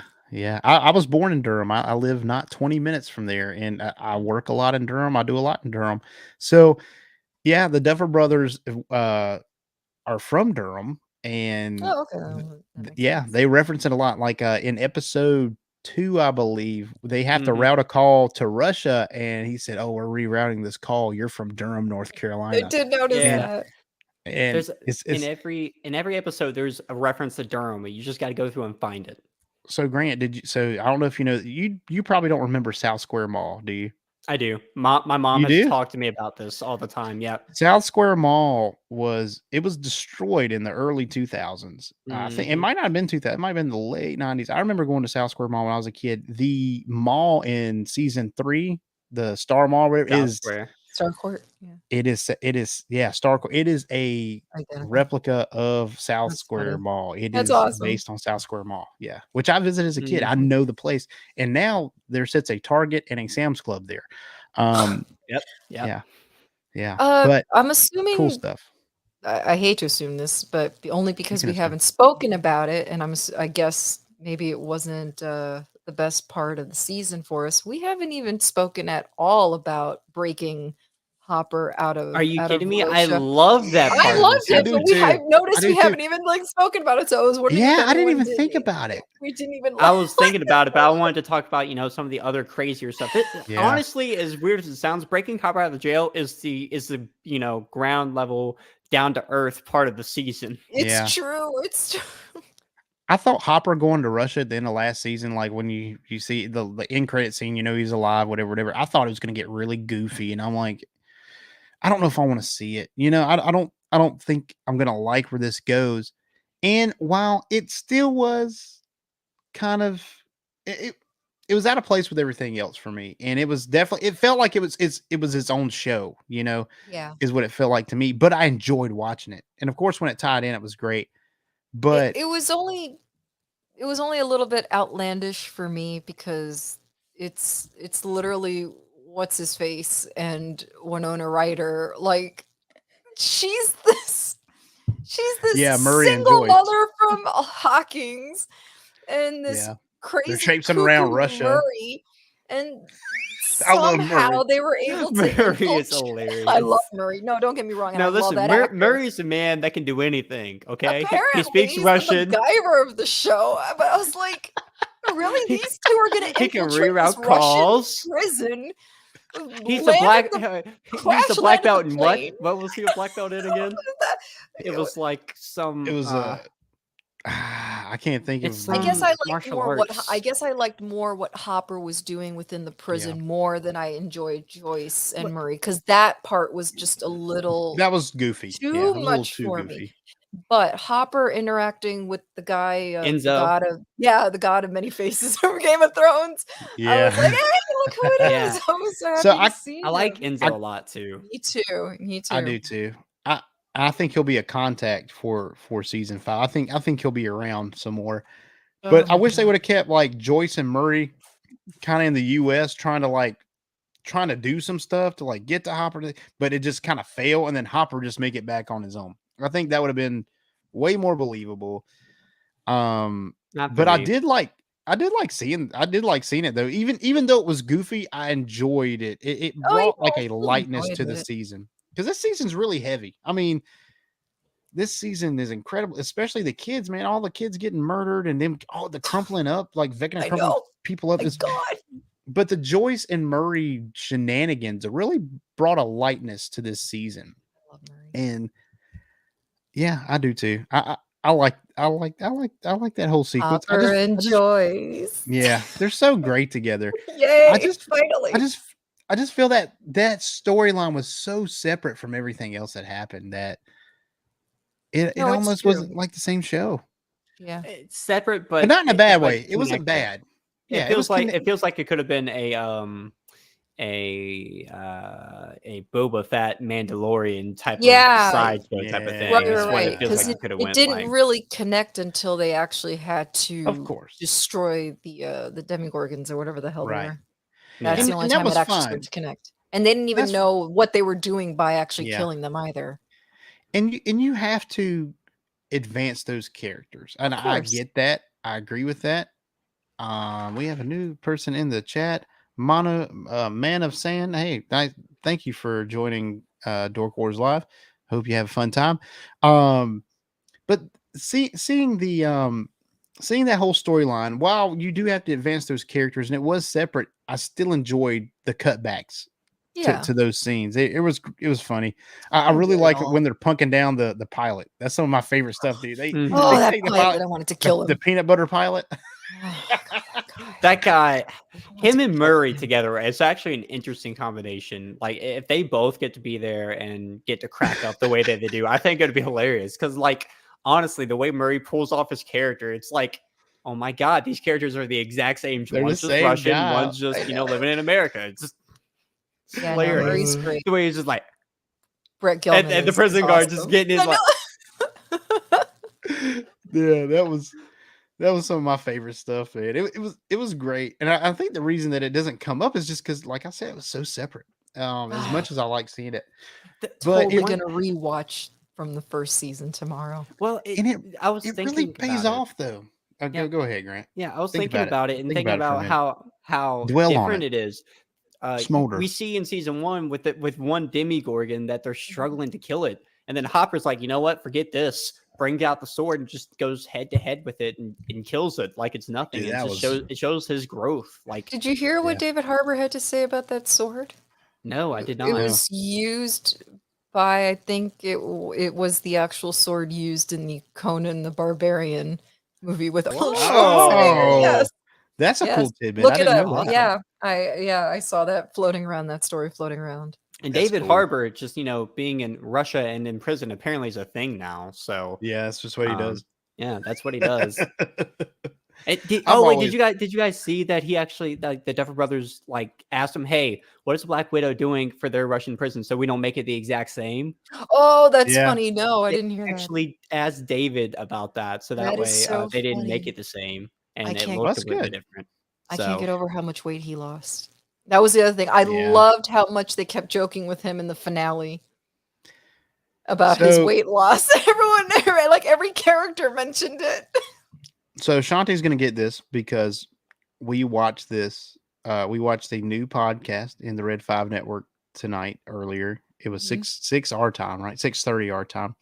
Yeah. And it's funny that they're premiering on today because I've had this picked out all week about doing Stranger Things tonight, but they literally started from season 1, episode 1 of Stranger Things and are going to go the journey every they've never seen episode. it. They've never seen it before. So every show is going to be about the next episode, like each individual episode. It's going to be a great ride. But Shanti and me are both in the chat, like they're talking about his dad bod. It's like, nah, he ain't got a dad bod no more. He's got Russian hunger bod now. So it's hard to be like, no, that's not how it is anymore. You know? Look, he looks great. I did because I saw. I'm sorry, I'm such a celebrity junkie. I follow E. Please don't shame me. And they had released a Twitter article where David Harbour said that he never wants to go through that again and Yeah, losing the I weight bet and all not. that. And I retweeted it and I said, look, he looked great. Don't get me wrong. He looked really good.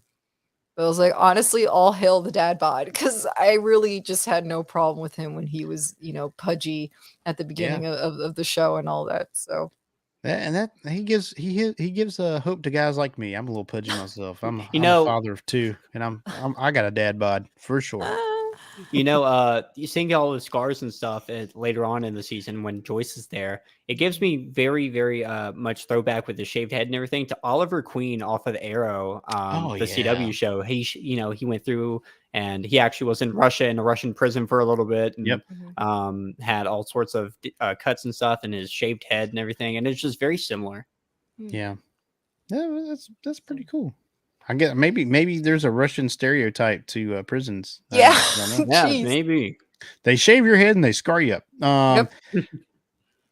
But overall, when those stories all connected at the end and they got their 20-minute reunion, I loved it. I love seeing all those characters get back together again.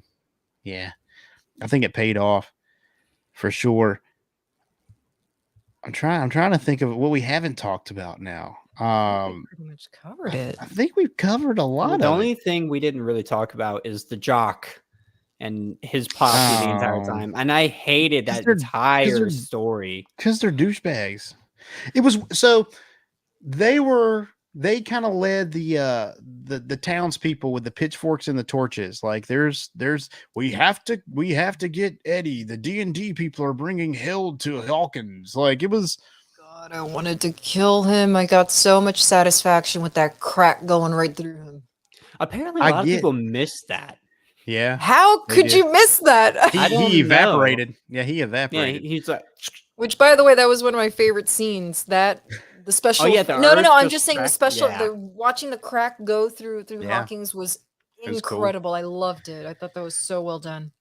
I will say that I get why they think Eddie killed Chrissy. That makes sense. But No, I like this guy, understand. he would not see sense when it was staring him in the face. Like he wouldn't have anything of anything. It was Not just only that, too let's much. be honest here.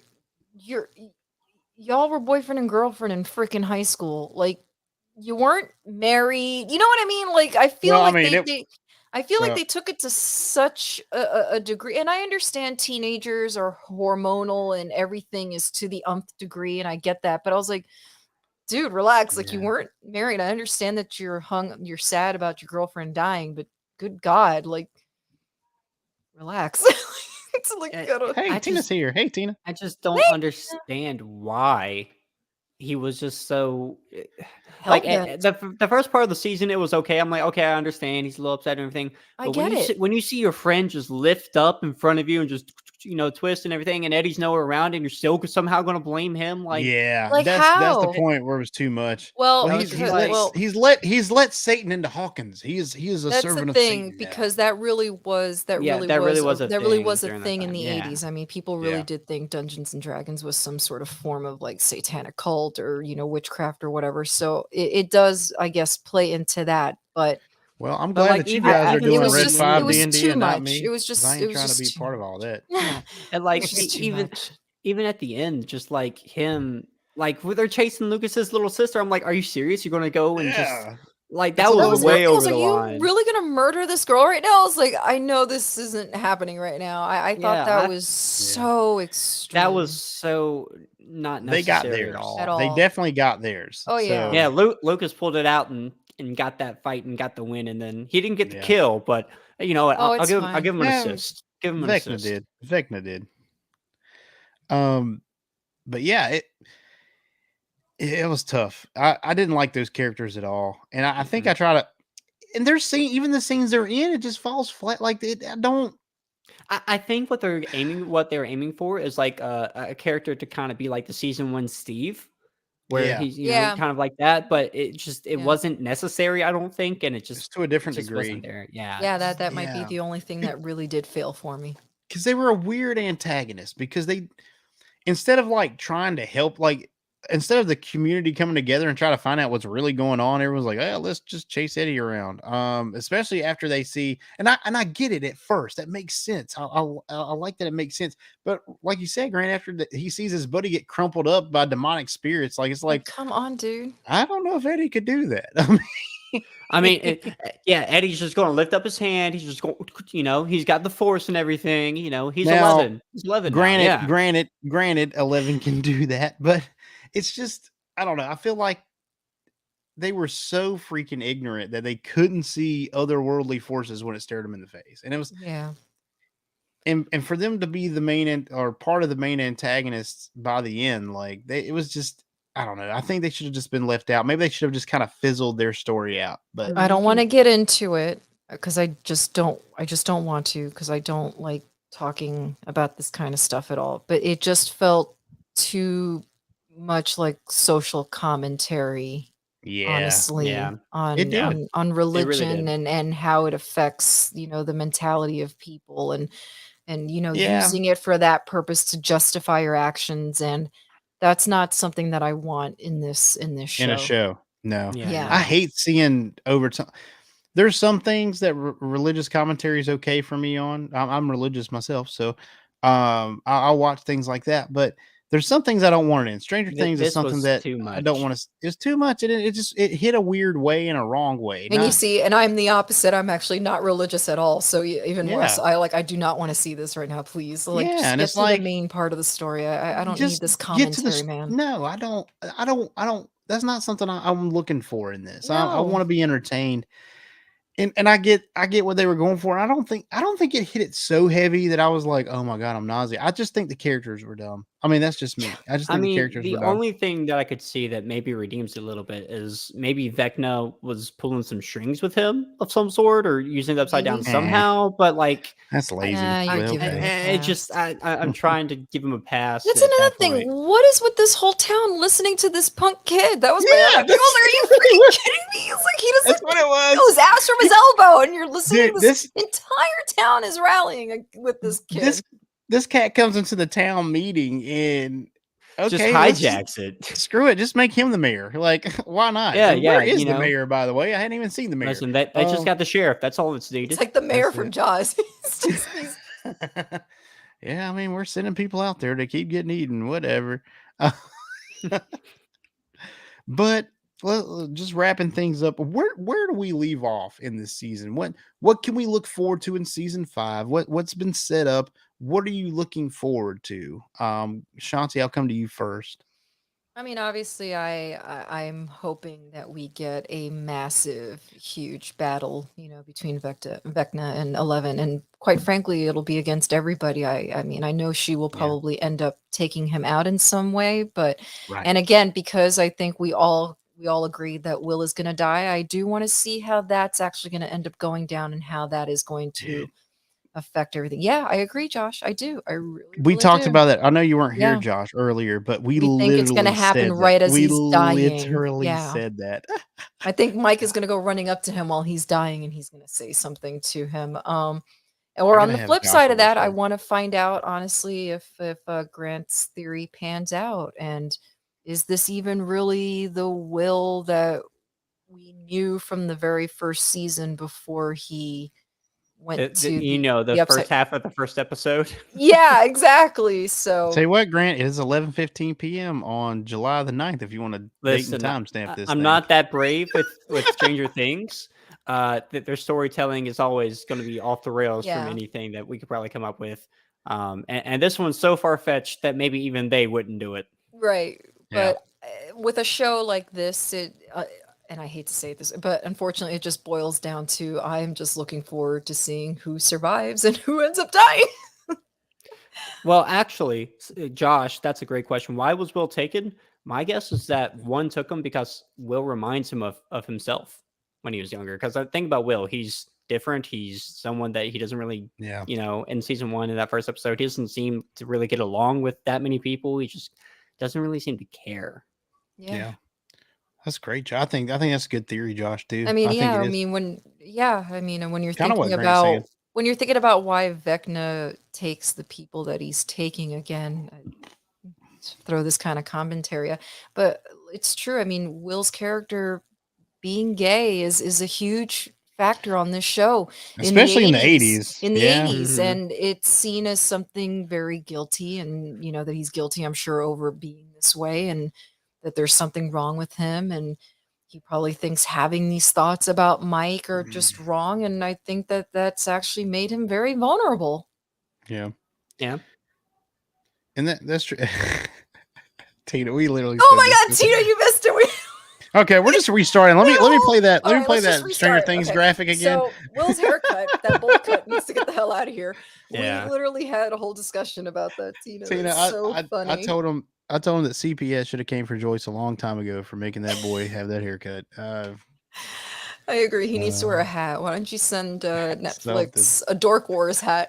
Yeah. It's on Will, There we go. please. I've been looking. Hats are freaking expensive to make. I want I a Dork heard you Wars talking hat. about that. They're so freaking expensive. We got shirts, but we ain't got no hats. We got. I think we're gonna do Dork Wars the roller skate next. Also, Oh a my weapon. god. Yeah. Hey, but don't bring him to someone's face. We cannot be charged for anything you do with him. Yeah, if We're you not beat someone in the liable. face, yeah, we're not liable. Put fake blood on the wheels. There you go. That's right. So, Grant, what do you think we're left with at the end of season 4? Where does it leave us? What comes next in season 5? Yeah. So I think season 4 left us off with a few things that were loose, and they left them loose on purpose. Like I was talking about, the general who comes in and everything. It's like we have to take out 11. She's the key to everything. We have Will getting those those goosebumps type of deal on his back of his neck as the mind flare comes through the upside down into the real world, and you Right. see him in there. And so what I'm really thinking is that we're going to see all of these loose ends tie together. I don't think Will is the character that we saw. I think the mind flare's been using him the entire time as his eyes and ears, and is kind of like keeping the gateway open. And I think that and while Michael's growing up and everything, while the gateway was closed, the mind flare couldn't do anything. But now that's open again, I think that's a big part of it. And I think that ultimately number 1 and 11 are gonna fight it out. And I'm not sure who's gonna really come out on top there. I don't think there's a good ending there for 11, and I think we're gonna see at least three characters die in season 5. 3 of Yeah. the main characters, should I say. Time Dang, you stamp get that.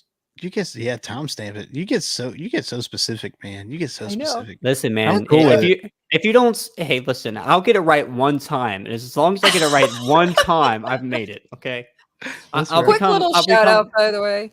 Tina and Josh are like the best like chat room. They are. I love them. I members. love just having. love them. They're Dude, too funny. Tina and Josh are regulars now on They are. Dork They Live, really are. They're and been great supporters of the Red 5 yeah. Network. they have been, and I appreciate all of that. Mhm. I love you guys too. Like just having you in the chat, it's always fun, always a Oh, good yeah. time. But where I'm left here, where Hawkins is in disarray. I mean, the earthquake, the cavernous. I mean, everyone's talking about the earthquake, but there's literally like 4 lines intersecting in the middle of the town. Like no one's talking about that for some reason. There's The clouds. with government's red covering it thunder. up, man. Yeah, There's that's what they ash. do. There's mean, evil they- ash falling from the sky, killing everything. They had a lab in this town. Do you not think they're going to sit there and start covering stuff up? Yeah, that's true too. Mhm. But what's set up now, we have the forces of Vecna and all of the Upside Down coming against the people of Hawkins. 'Cause that's the gateway. The gateway's in Hawkins. It's not anywhere else. Mhm. I would like to see. I would really like to see kind of where else the Upside Down is, because we know the Upside Down is now. We get some lore about this. The Upside Down is actually Hawkins. It was molded into Hawkins when 11 pushes 1 into the Upside Down. It's made into a frozen image of, I think, what, 19. I think it's when Will 70, goes through the first time is when the snapshot is, and during season 1. Is it? I thought it was Yeah, when that because she put. because I think it's when Steve she talks, puts Vecna through, though, because Vecna is the one that shapes it. but they talk about notes that's seen in an earlier season, in like season 1, when Steve is with dear Nancy. Lord, Nancy, with Nancy. So Yeah. I think it's when Will leaves, it kind of gets It may stuck be. in place when he leaves the Upside Down. But but the rest is the Upside Down all over Earth? Like what? We get some good We background. know it's in on Russia. this. Well, we know it's in Russia too. Yeah. So I want some more lore on the Upside Down. That's what I want. I like what we've seen. I like the layer of Vecna and the fighting that goes on. It's an interesting place. The kids, and we really hadn't talked about this much. The kids going into the Upside Down and having that fight in the Upside Down was phenomenal. We hadn't got that Yes. before. And we kind of get into the lore of the Upside Down a little bit, but I still want it fleshed out. Like, what is it? Like, how do you quantify it? How do you manipulate it? And Vecna knows how to, obviously, but I hope we get some more of that. But we're left with the forces of the Upside Down versus the people of Hawkins. I think it's going to be a fight versus the Upside Down and the town, not just Right. our main kids, not just Steve and Nancy and Jonathan and Robin, and then Mike and 11 and Dust. I don't think they're going to go in there with like nail bats, sawed-off shotguns. I think we're going to have a big battle. They need a young priest and an old priest and a shit ton of holy water. However Christ compels you. I don't know, man. It straight I up don't know if looks like water's hell. going to do it. I don't know if water's going to do it. Yeah, I mean, is the Upside Down hell? Like, is very that what it hellish. is? I don't know. It is. It's hellacious. I mean, So, all I will say is, please, people, I know we're, especially during the pandemic, streaming went up like, full force, but we got to have some patience, because I believe it's already been said that we're probably going to be waiting 2 years for season 5. And my personal opinion, I know the hiatus was long before this one as well, but considering how good this season was and how much time each episode, took to wrap up. I mean, every episode was an hour and 15 minutes or more long. So, you know what? If this is what you're going to give us after being on hiatus for 2 years, or, needing those 2 years to develop the story, by all means, I will wait. I love it. So I'll wait. Yeah. If it's a good story, I will definitely wait for it. I will wait. Yeah. You hear give that, me- Disney? We'll wait. Get your shit together with Star Wars. Give me the best that you have. I don't want something put together, rushed. I don't don't do it just to get it out like I do with Dork Yeah. Wars the podcast sometimes. Just give us something really good. If I had a billion subscribers, I would put a little bit more effort into it. Look But at the numbers that this show has produced for this season. Clearly, people do not have a problem waiting. I mean, this broke, I think, Netflix's, yeah, record of views. So clearly, people don't actually have a problem waiting. It got up to No. second. Second, who was the yeah. first? It's our favorite Squid Games is still holding out I number love one. Squid Game. Is I it? really, Squid I Game did season love 2 Squid is Game. coming out in like October, and I'm super excited for that. They're actually I'm- creating a real. Yeah, I saw Yeah. that. I thought Reality about show. signing up. Oh my god. Grant, don't do that. I don't want to lose you, man. Dude, That's what I Um, love. People are 400 so something funny. million They're like, dollars, "Is you this know? really a good idea? This is literally going Yeah, I against don't- what the show's about." I was like, "Okay, first of all, do Yeah. you really think that they're really going to kill people on here? I don't know. I Who- don't- What's I don't wrong know. with you? I don't think they're allowed to put that on TV at that Yeah. point. Come on." I'm fairly certain somebody will shut them down. I still haven't seen Squid Game. I have a bad habit of getting into things after they become popular. I really do. You know Like, what? That happened to me with Breaking Bad. So Yeah. don't worry about it. that happened to me with Stranger Things. I didn't start watching Stranger Things until like midway through season 2. I don't think. And then I watched started- it I all. don't. I think I started watching Game of Thrones when the third season was already out. Well, I So- can't. And Walking get Dead that as one. well. Walking Dead, I didn't get into Walking Dead until Yeah. I think the first 2 seasons had already come out. So yeah. Yeah, it's one of those things. But any final thoughts? Final thoughts and ratings. Let's rate this thing. What do you give this thing 1 out of 10? Grant, starting with you. Stranger Things I season will 4. give the Stranger Things season 4 a 8 out of 10. Beautiful.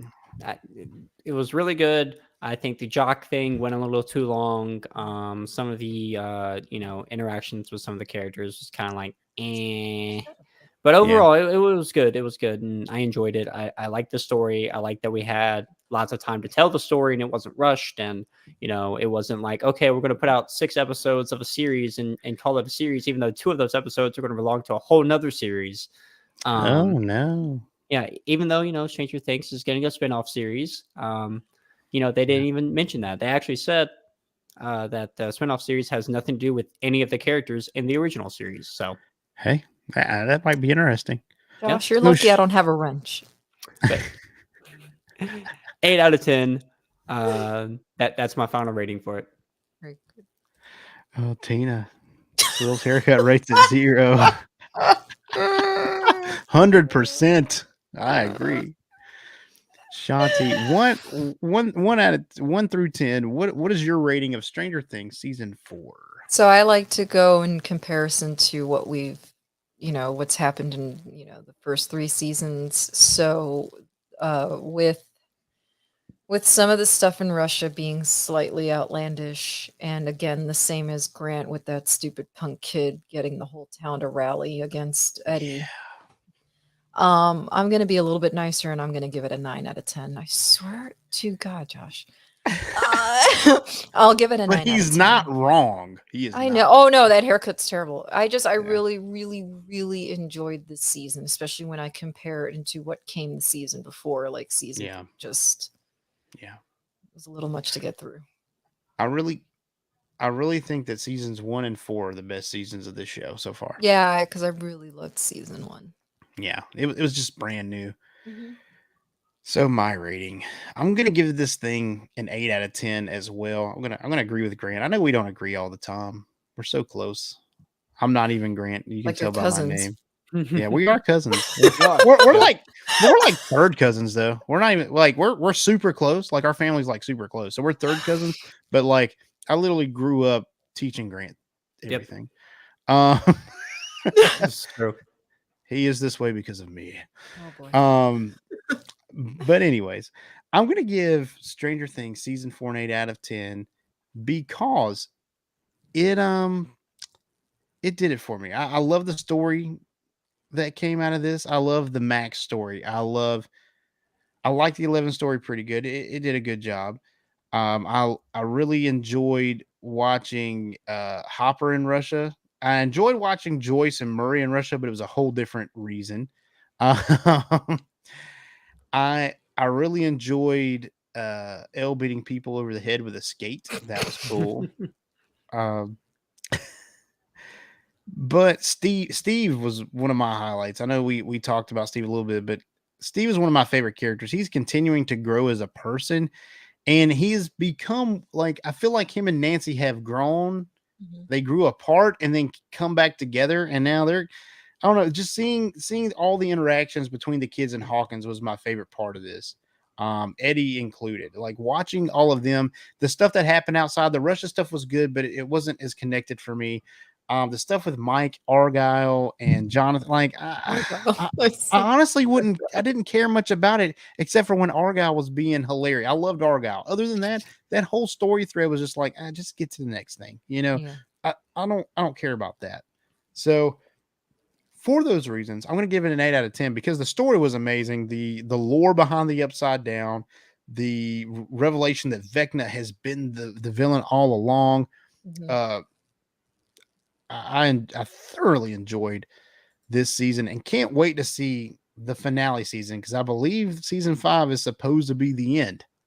Yeah. So That it is.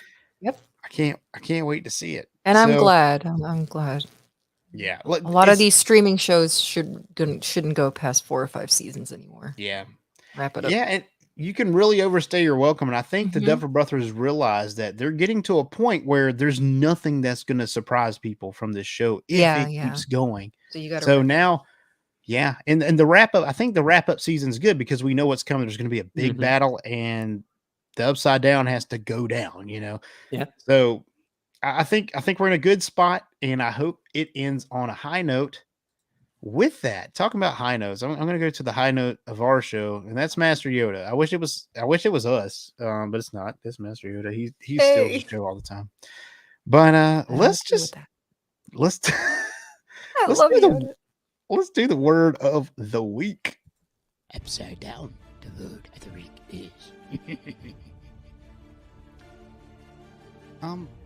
Yeah, it is the Upside Down. We talked about that a lot tonight.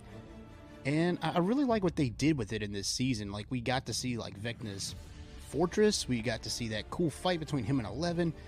All the fleshed out parts. We even got some lore on it this season, that it's actually Hawkins, as it was when the portal opened the first time, that 11 pushed Vecna, Henry number 1, whatever you want to call him, into the Upside Down. Yes, a great well of energy it is. Master Yoda, do you have like a frog in your throat or something? Something's just off with you tonight. No, fine I am. No. Fine, he is not. My counterpart from the Upside Down, he is. Okay, so there are two Yodas. Destroy him, I will. No, destroy me, you will not. Victory, I will have. Oh, get him, Yoda. Yes, destroy him, I will. No, never destroy me, shall you? Oh, a swing and a miss. Oh, gosh, below the belt. Stop fighting that dirty, bad Yoda. Oh, good hit. God, weird flip there. Just not on balance. Yes, get it, Master. Oh, right in the eye. No. Darkness, never when it does. Yeah, you could say that again, Master Yoda. I'm a little perplexed at what I just witnessed. First time seeing a lightsaber battle in person, and that was just weird. I didn't even know the Upside Down worked like that, where we all had our like little negative versions of ourselves. Canon, it is not. Oh, okay. So we're just like a non-canon side story to Stranger Things now? So it seems. Good money it is.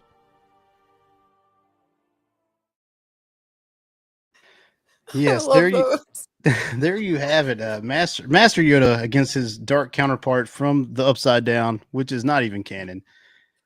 And I really wish the money was good. I guess he's getting paid more than we are. Oh my goodness. Guess so. But wrapping up, Shanti, where can we find you? Well, first, I want to thank Grant for helping Brad get Red 5 Tavern off the ground and helping us out yesterday with our first D&D game. Can't believe it took a rabbit to take care of business for us. But Listen, my rabbit was going in. It was going hard. seriously, oh man. I like to call him Thumper myself, but I had a fabulous time. So thank you so much, Grant. So please check out Red 5 Tavern on Twitter, Instagram, and please YouTube. subscribe on YouTube. Yes, so you can watch. We will be hopefully trying to play every Friday. And you can find me on my personal accounts on Twitter and Instagram at SelenaKyle29. And you can now also find me on both Twitter and Instagram at Scarif After Dark. And that actually will be doing the next episode on July 30th. yes, do not miss Scarif After Dark, especially if you like the sexy side of nerds. It's a great show. Shanti is a great host, and I can't wait for the next one myself. Grant, well, I know you're on here all the time, but where can we find your stuff at? Yeah, so like Shanti was saying, I am now part of the Red 5 Tavern D&D game, Devil's Bargain. You definitely want to go check it out, and you can go find me on Twitter at GDubs389, and you can actually see a nice character art that I had commissioned for my character, Kazara Lightfoot. He is basically a giant talking bunny that has 2 swords and a bow, and apparently can punch and kick people when no one else can touch a guard. So, and if you don't know what I'm talking about, go watch last night's episode as we premiered. It was a 2-hour event. We will be doing it every Friday night, and starting at 10 p.m. Eastern, 9 p.m. Central. Well done. Amazing. I am going to be a part-timer in the Devil's Bargain. I don't know, man. I've never done the D&D thing, and I'm excited to try it. I'm so excited to try it. But you should do it in 2 weeks, because I'm going to be on vacation and not be available. So you should make yourself available in 2 weeks, Blake. So are you telling me you don't want to play with me? Is that what it is? That's No. I think insulting, actually. I think you'd be a good fill-in for the tech person for him, because I'm not going to be there. Oh, yeah. I'm all right with the techie stuff. Yeah. I haven't even created my character yet. He's going to have an accent, though.